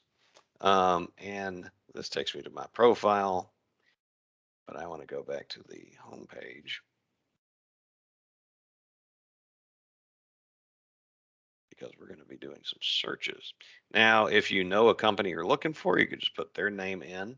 Another thing you could do is you can search for contract opportunities to see what solicitations are out there. Maybe that's helpful to you, because if you're looking to make a new contract, then if you see that other parts of the government are putting out solicitations or something, maybe you can hit those people up for information. Maybe they'll share their market research information with you. But right now I'm going to entity information because I want to look up vendors that use our NAICS code.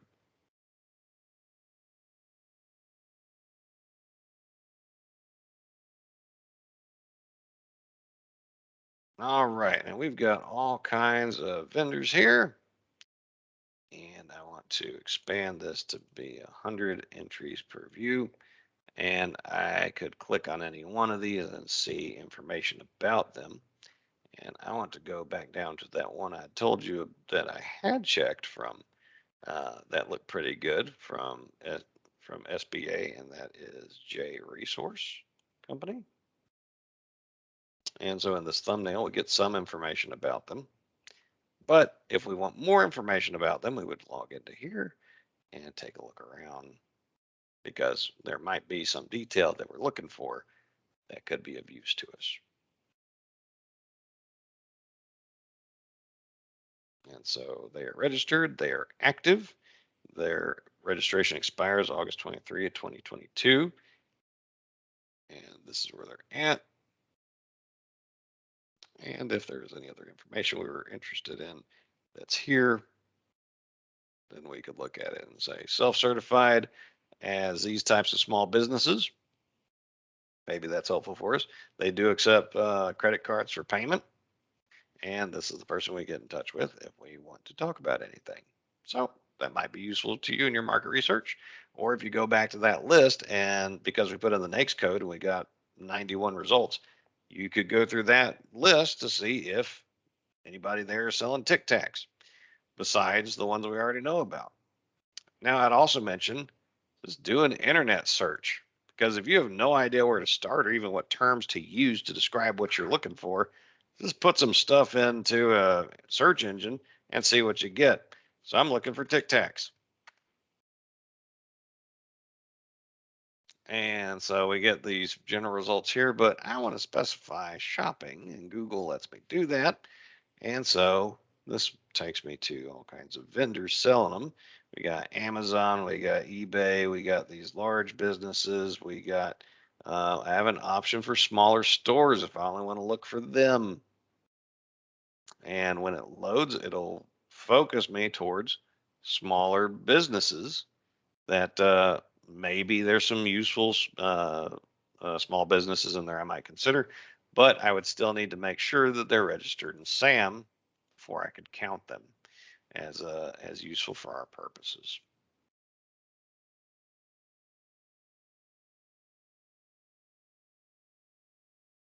And this is taking a long time to load, so we're going to keep moving because we are short on time, and I want to get you through this without holding you over too long.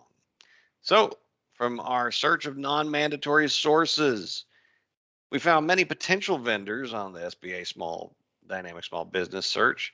Contract Directory didn't really help us out.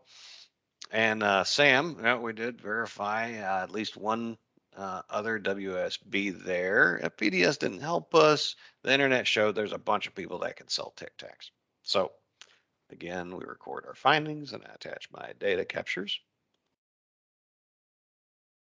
And here are more market research sources that could prove helpful. We're not going to go into them today because we only have so much time.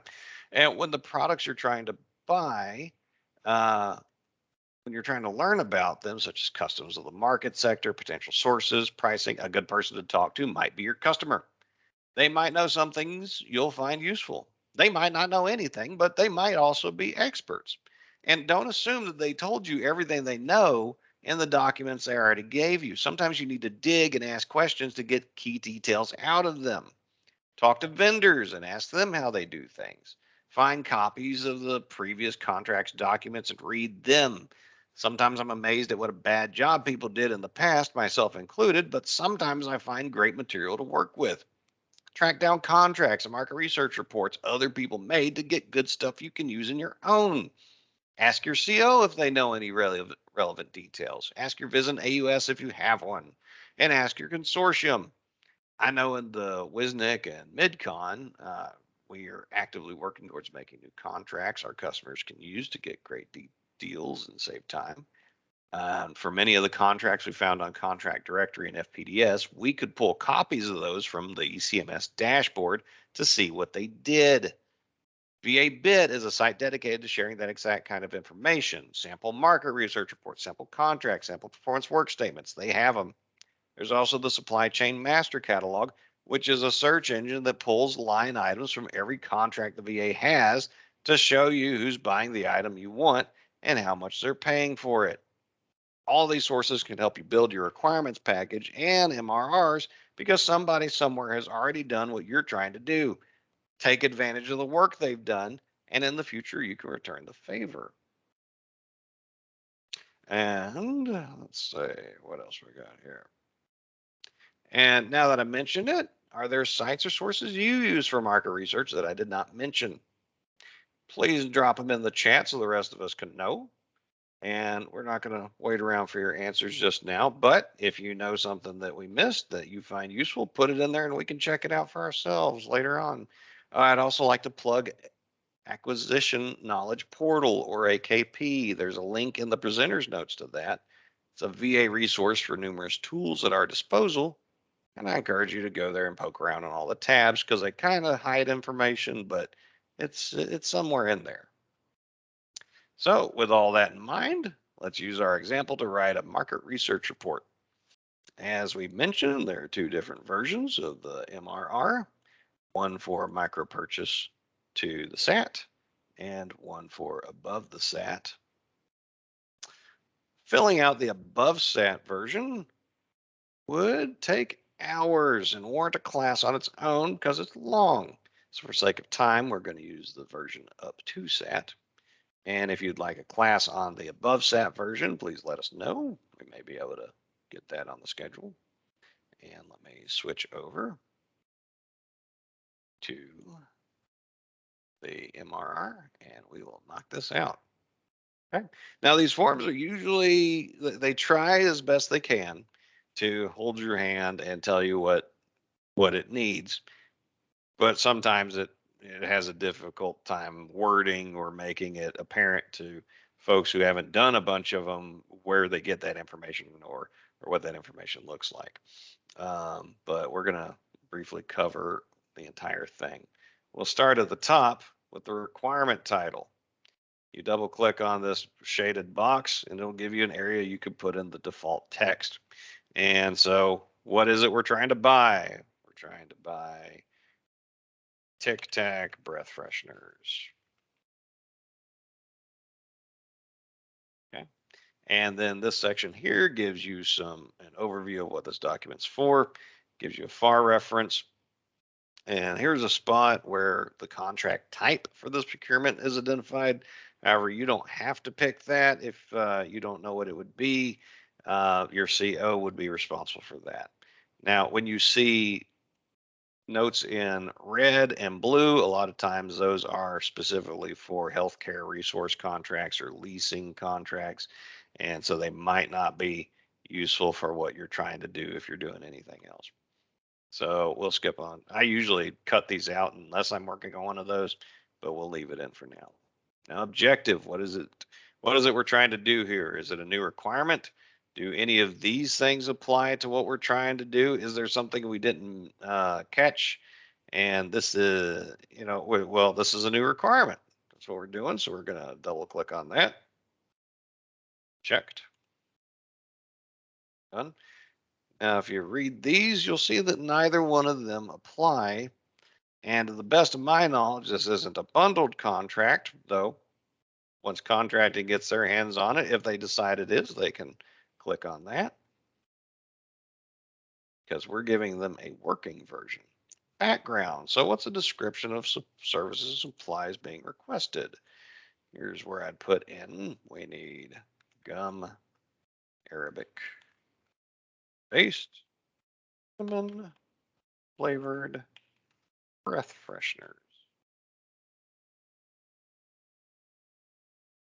That's what we're looking to buy. What's our PSC code? Well, looks like we did need that. What's the NAICS code? We got that. What's the NAICS size standard? Oh, okay, we did need that. It is under 1,000 employees. And what's the estimated contract value to include any option years? From our summary in our previous class, we had established it was $19,200. So that is the background of what we got. Now, maybe you need more details here depending on what you're buying, but in brief, that's what you got. And then this section, what did we do in our market research to come to the recommendation that we're going to present at the end of this document? There it gives you a whole bunch of check blocks to say, I did this, I did this, I did this. If you didn't do something, just don't check it. But at the very top, you see, did you check the VIP database? Yes, we did. We're going to check it. And you've got this fill-in block right here that wants you to talk about that. So we checked NAICS and PSC code, found 0 results.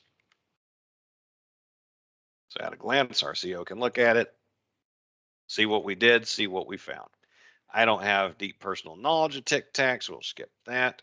And we didn't talk to industry or government people that buy TIC-TACs, so we didn't do that. No, we did check contract directory and other government databases, so we'll check that. And we'll list the ones that we looked at. And so on. To let contracting know what we checked. We didn't do industry days or review set catalogs. We'll skip all that. Market survey, we did not do that. So on this section, non-manufacturing rule finding, is there NMR waiver? We found no NMR waiver. Just word that however you want to. Market research findings. So I found that this small text box is not good enough to provide an analysis of the capability of the market and all the different sources that are out there. So what I'm going to do is instead cut and paste the details that I've rewritten, and then we will have that put in place. Please, one moment.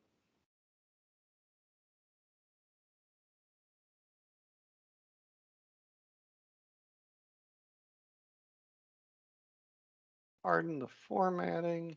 We shall see. Yeah, that's a mess. All right, so we'll clean that up. And please do make sure that your market research reports and whatever other documents you got, they're as easy on the eyes as possible, because market research is not fun. It's not exciting, but if we do it together, it can be useful and get us through the day. And I understand if some people need to head off, we are past the 2 o'clock hour, but we are almost done. So if you want to stick around to the end, we will be done very shortly. Customary commercial practices and standards. Here's where you would say, is there an industry standard that applies to what you're trying to buy? To save us time, I searched before the class for food safety regulations pertaining to breath fresheners, and I didn't find any that we need to account for. But I did find the Tic Tac fact sheet from the manufacturer for Aero Share, and I found it very entertaining and thought you might get some chuckles out of it too. So I left a link to it in the presenter's comments. And so here we're just going to put NA, not applicable. Market price. Okay, for this one, what did we find was the going rate for Tic Tacs? And what we had done in the requirements package class, we did an analysis per unit pricing for Tic Tacs. And again, I'm going to run into a space issue with that tiny text box. It has a limit on the number of characters. And I paste the findings that what we had. So we had done a search, and a per unit price for Tic Tacs is 10 cents. And we could talk about any other price factors we looked at here. If we found contracts with listed price information, we could put that here. If we, as developed as we want to make our price and cost research, we could include those details here. And I encourage you to do that. Acquisition history. Do we have a history? What is your organization's history for buying Tic Tacs? There's no history for us buying in Tic Tacs. Now, if there was a history, we could talk about that and include previous, how did we buy it in the past? How did that go? Who did we buy it from? All those details. Buy American statute. Does it apply here?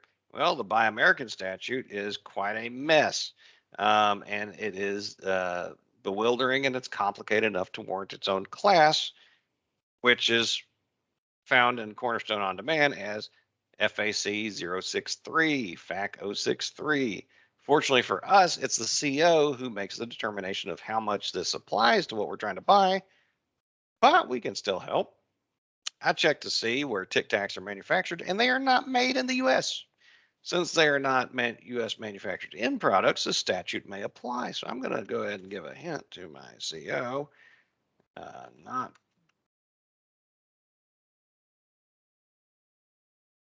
made in the USA. So now he knows and can do with that information whatever he needs to. I'm going to highlight it red so he can see it. Other pertinent information. Are there certifications, licenses required to perform the work? No. It's a Tic Tac. So we are going to put NA there. And then in section 11, is there anything funny about this, or is there anything about this acquisition to where the standard way of doing contracting business wouldn't apply unless you know something special?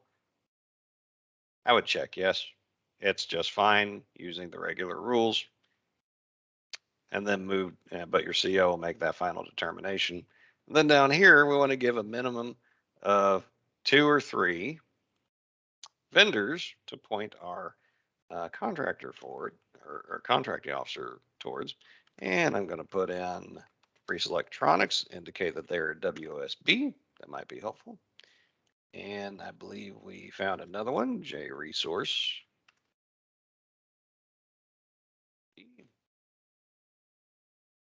And then the third one, Ferrero Rocher, is the manufacturer of Tic Tacs, and they're a large business, so LB. And then you just put in your name, what office you're at, and this is what you're supposed to do with it. If you give this to your CO, you've given your CO a lot to work with. And now we're getting to the summary, and I appreciate y'all's patience. Okay. So, in summary, knowing market research to the quality standards that contracting does is the AUS job. Market research is primarily our customer's duty, and so it's our duty because we're here to help the customers. And to do it well, we need to use the guides, checklists, regulations, and available experience at our disposal to best perform it. Because market research done right avoids protests, and market research is a great tool to ensure you get what you need from contracting. And while this is as much time as we have to cover this topic, I recommend you take these 3 classes to learn more. They're all self-paced, online classes available on Cornerstone On Demand. They are short at no more than 3 hours apiece, and it will only benefit you and your customers for you to know this stuff. And for my last question to you, my beloved and exceedingly good looking and above average in every respect audience, did you find that this class helped you learn for the first time or refresh your knowledge of market research? If so, great. What did you find most helpful? If not, what did we miss? What would have made this more helpful? We want to make these classes as useful as possible, so please put your answer in the chat or email us.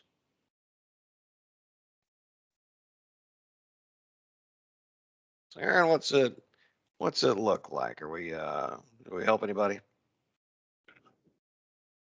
Looks like some good information. Very helpful. Good deal. Looks like we've got some satisfied customers. Glad to hear it.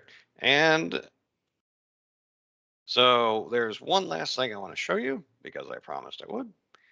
Normally, our fellow Simona Hunt would be showing this off because this is the website of her office where you can find these slides and the recording from yesterday, as well as the recording that is going to be uploaded about today's class. And it's at this website right here. I will drop this in the chat. So you can click on it and go right to it. And also, you'll notice here you've got an entry for the market research report, but also the requirements package and the regulations. And as we do more of these classes, each will get their own folder because next month we're going to be talking about defining the requirement or writing your PWS or your SOW, however you want to describe it. How do you what terms and conditions do you need? We're going to talk about it.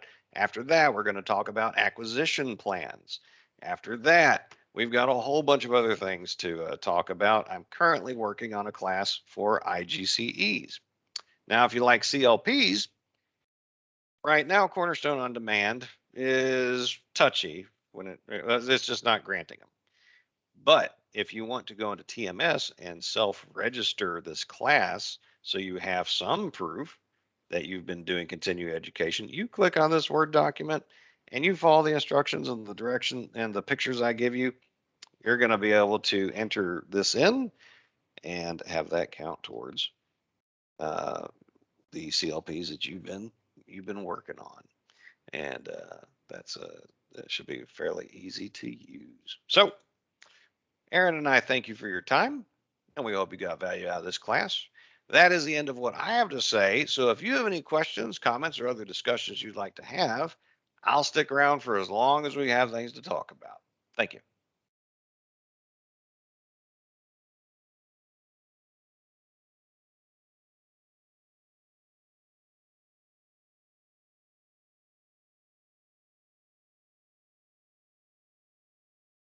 Okay, Susan, how do you show proof we took the class? Well, you do the self-registration in TMS, and you do not need a course number for that.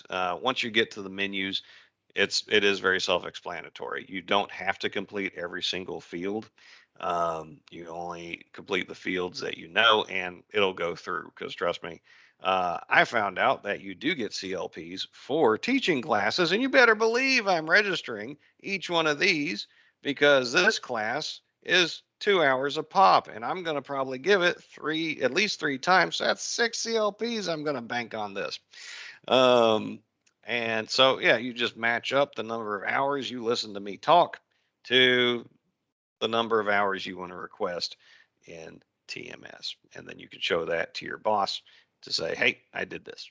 Or if once the, all right, Cornerstone isn't going to look at what you've been doing. They're going to start everybody over at 0 and then give us time to re-earn our CLPs before any of our certifications come up to a expiration, something like that. That's what I'm tracking is the situation. All right, so do we have any other questions, discussions we want to have?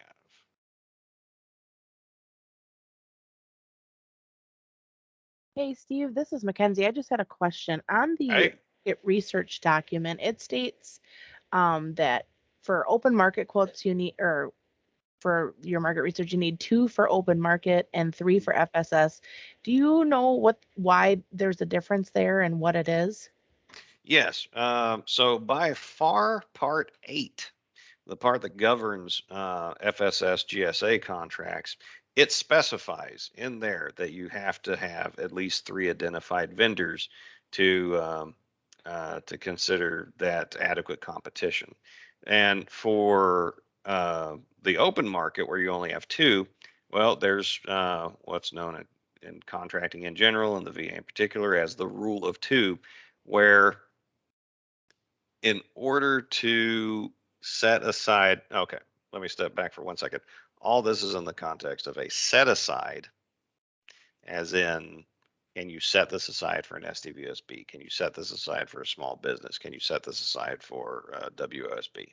If you can't find at least 3 of those in GSA, then you can't set it aside for them, because you can't expect to get adequate levels of competition to ensure that you get the best value for your procurement.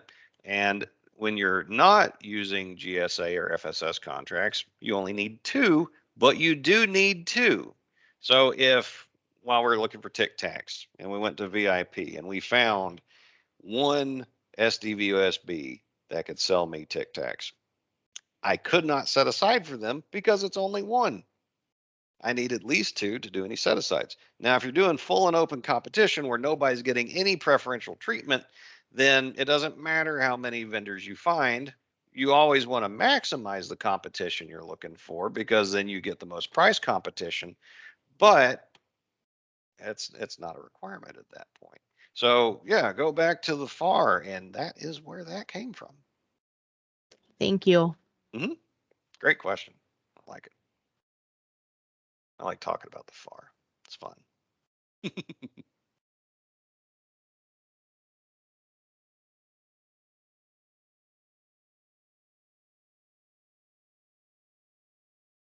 What else we got going on? And I see that a number of people had let their cores know about this. That's great. I got some messages from cores and from end users saying, "Hey, can I come to this?" Absolutely, you can show up to this. Now, my main goal is to make sure that my fellow AUSs have all the tools and the educational infrastructure available to them to do their job fantastic every time. But anybody could use this. So if you know like a junior CO that might find this useful, invite them along. I don't care. The more quality education we get out for our workforce, the better.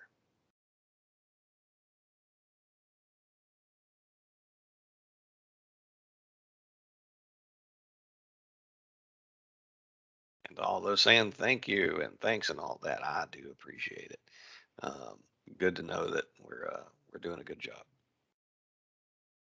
Because if, I was getting messages saying listening to you is like hearing nails across a chalkboard, I might reconsider how we're presenting these topics and like who's presenting them, because we certainly want it to be enjoyable and understandable.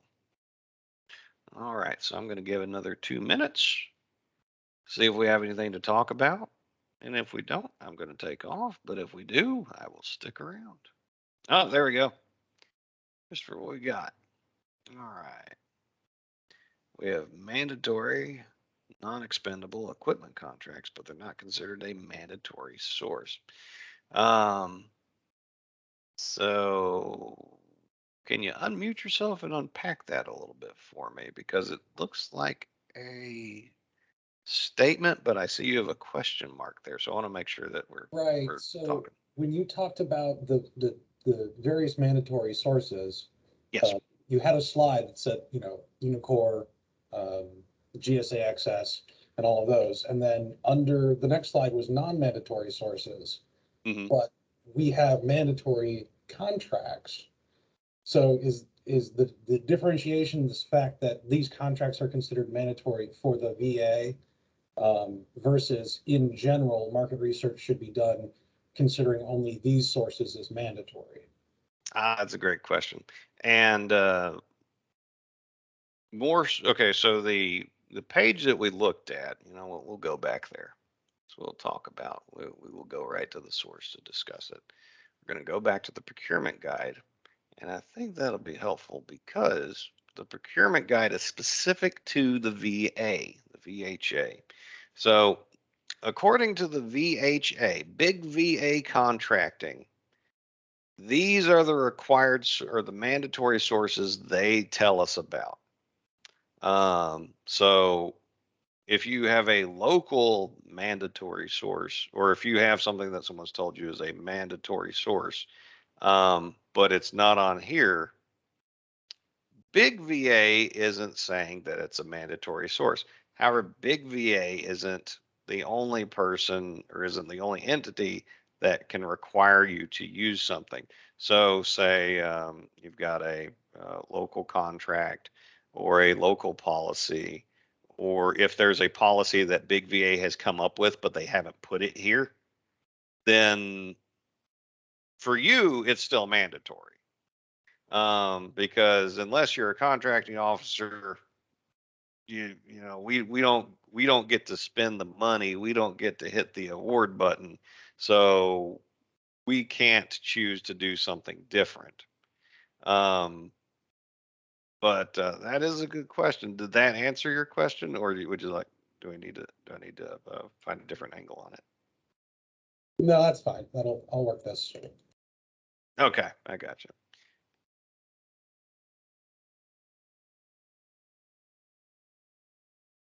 And now what they may be meaning by saying mandatory is that, well, remember there's also things like MSPV. There are those supply sources that we specifically carved out from this course that, yes, they are contracts, but they are not contracts that you're going to ask someone to make. The contract has already been set up for you to use, usually without going through contracting. So if somebody in contracting made it, but on our level, we only have to worry about the ordering mechanism they gave us to use it. And before I distracted myself, what they may mean is that there is this other contract that is a higher priority of use for you. And so by default, it's mandatory because whoever made that is preempting the idea of making a separate contract for this need.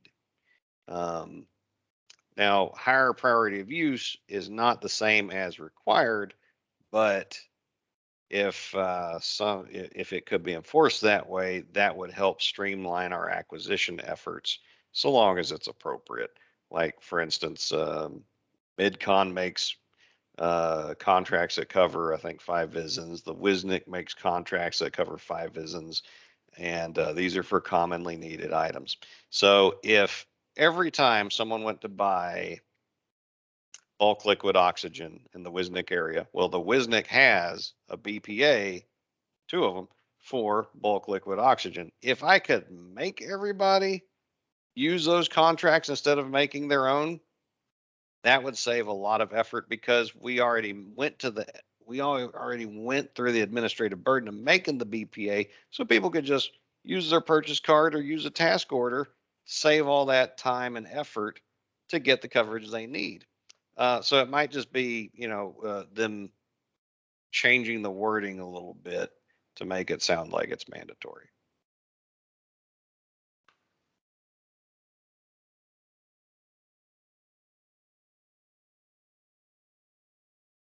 All right, I like that. What else we got going on here? And we still got like 30 plus people hanging out. That's good. That's some hardcore folks. We're 20 minutes past time, and I know I ran us over a couple minutes, but as you can see, there's a lot to cover, and it's better to just rip the Band-Aid off and learn it all at once than breaking it up into smaller pieces, because then it's easier to lose track of the lessons that we covered.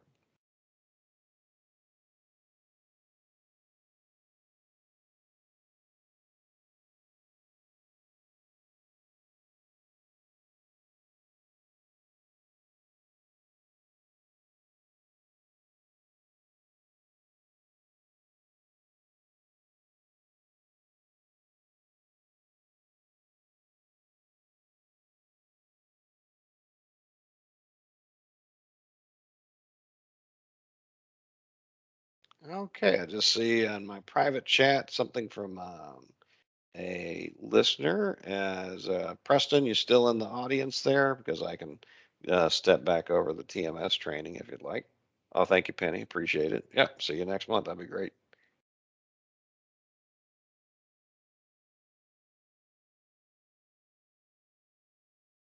Okay, looks like Preston is not in the current chat. So I will send them. Oh, see you then, Stephanie. I appreciate it.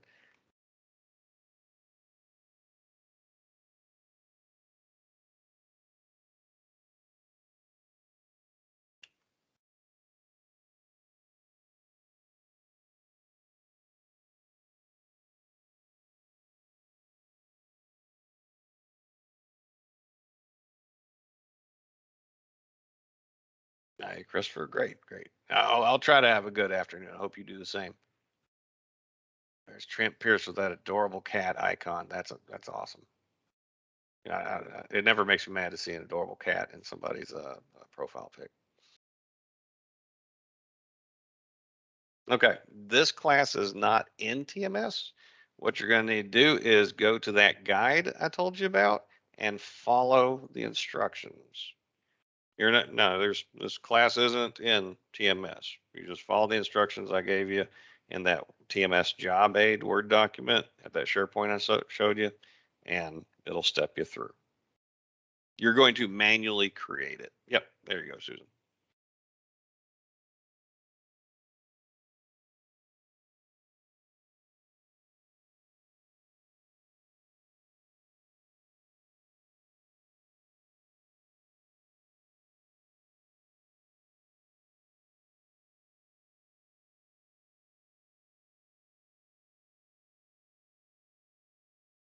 And that's a handy trick, not just for this class, but any class that you're involved in. And, while Cornerstone on Demand is the way it is, or if there's not an entry for it in TMS, but you want to make sure somebody somewhere is counting credit.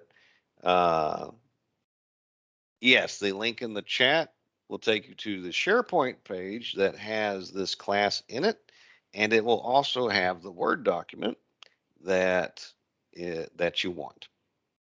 It's all right there. But also remember that when you give trainings, because AUSs are supposed to give trainings to our cores and to our end users. That's awesome. If you're doing instruction, you get credit for giving the instruction. So you can follow these same steps to make sure you're getting credit for the instruction you're giving and that your students are getting credit for the instruction they're receiving.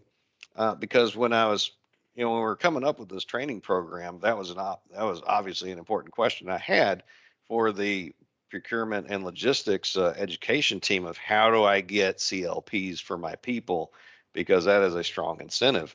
And yeah, darn right, Susan. And apparently, you have to have a certain level of clearance that they in TMS to be able to make the classes. So I could give you, if that's the situation where, say, your NCO training officer, if you go to their classes, they'll give you a course number to look up. You have to have certain accesses and permissions to be able to do that. And then you only usually get those permissions for a single VISN. And just on the WSNIC level, I've got 5. So I would have to create 5 classes for NTMS for every one of these events I did. So that's kind of a bugaboo.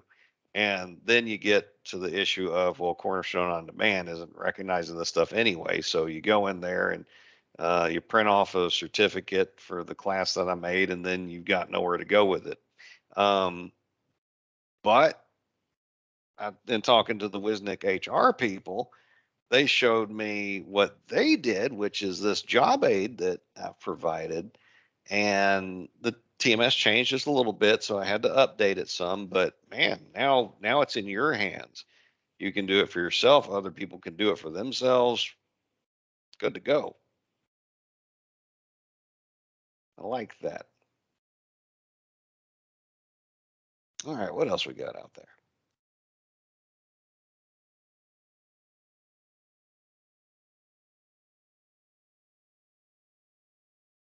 We're at 27 past the hour, and I'd be just fine going to 45 past the hour talking about this stuff. I like it.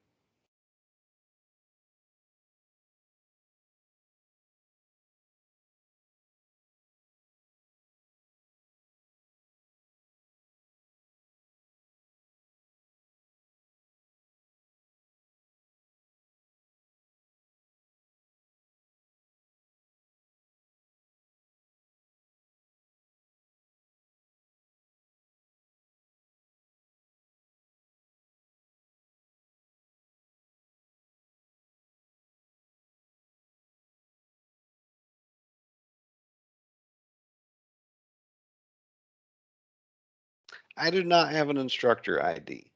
If I remember right, that's not a required field, so you can skip that. But you feel free to just put in my name because I do believe it asks for who the instructor is, and it should let you through because, like I said, I don't think that's a required field.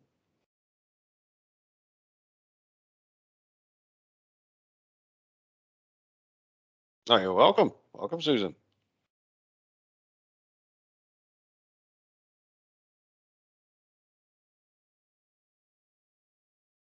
Thank you for coming. Because these things, classes don't work if no one shows up. I mean, I would talk for 2 hours, bank those CLPs, but I think Aaron would probably tune me out because he's heard this one, at least once before, probably twice before. But now he'd get the CLPs too. So maybe we set up a racket where I just, if no one else wants to show up, I go ahead and give the class. We just keep banking CLPs and we're good to go. But obviously, I prefer for to be able to engage with all kinds of people and field your questions and learn from y'all too.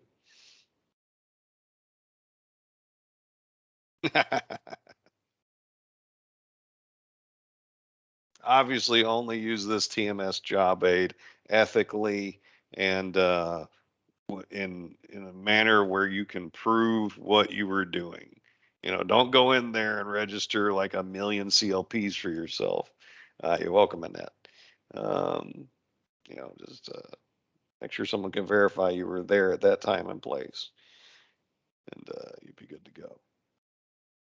Plausible deniability, it's the mother of all other virtues, because with plausible deniability, you have all the other virtues. Oh, wait, that's not related. Well, it kind of is related to this.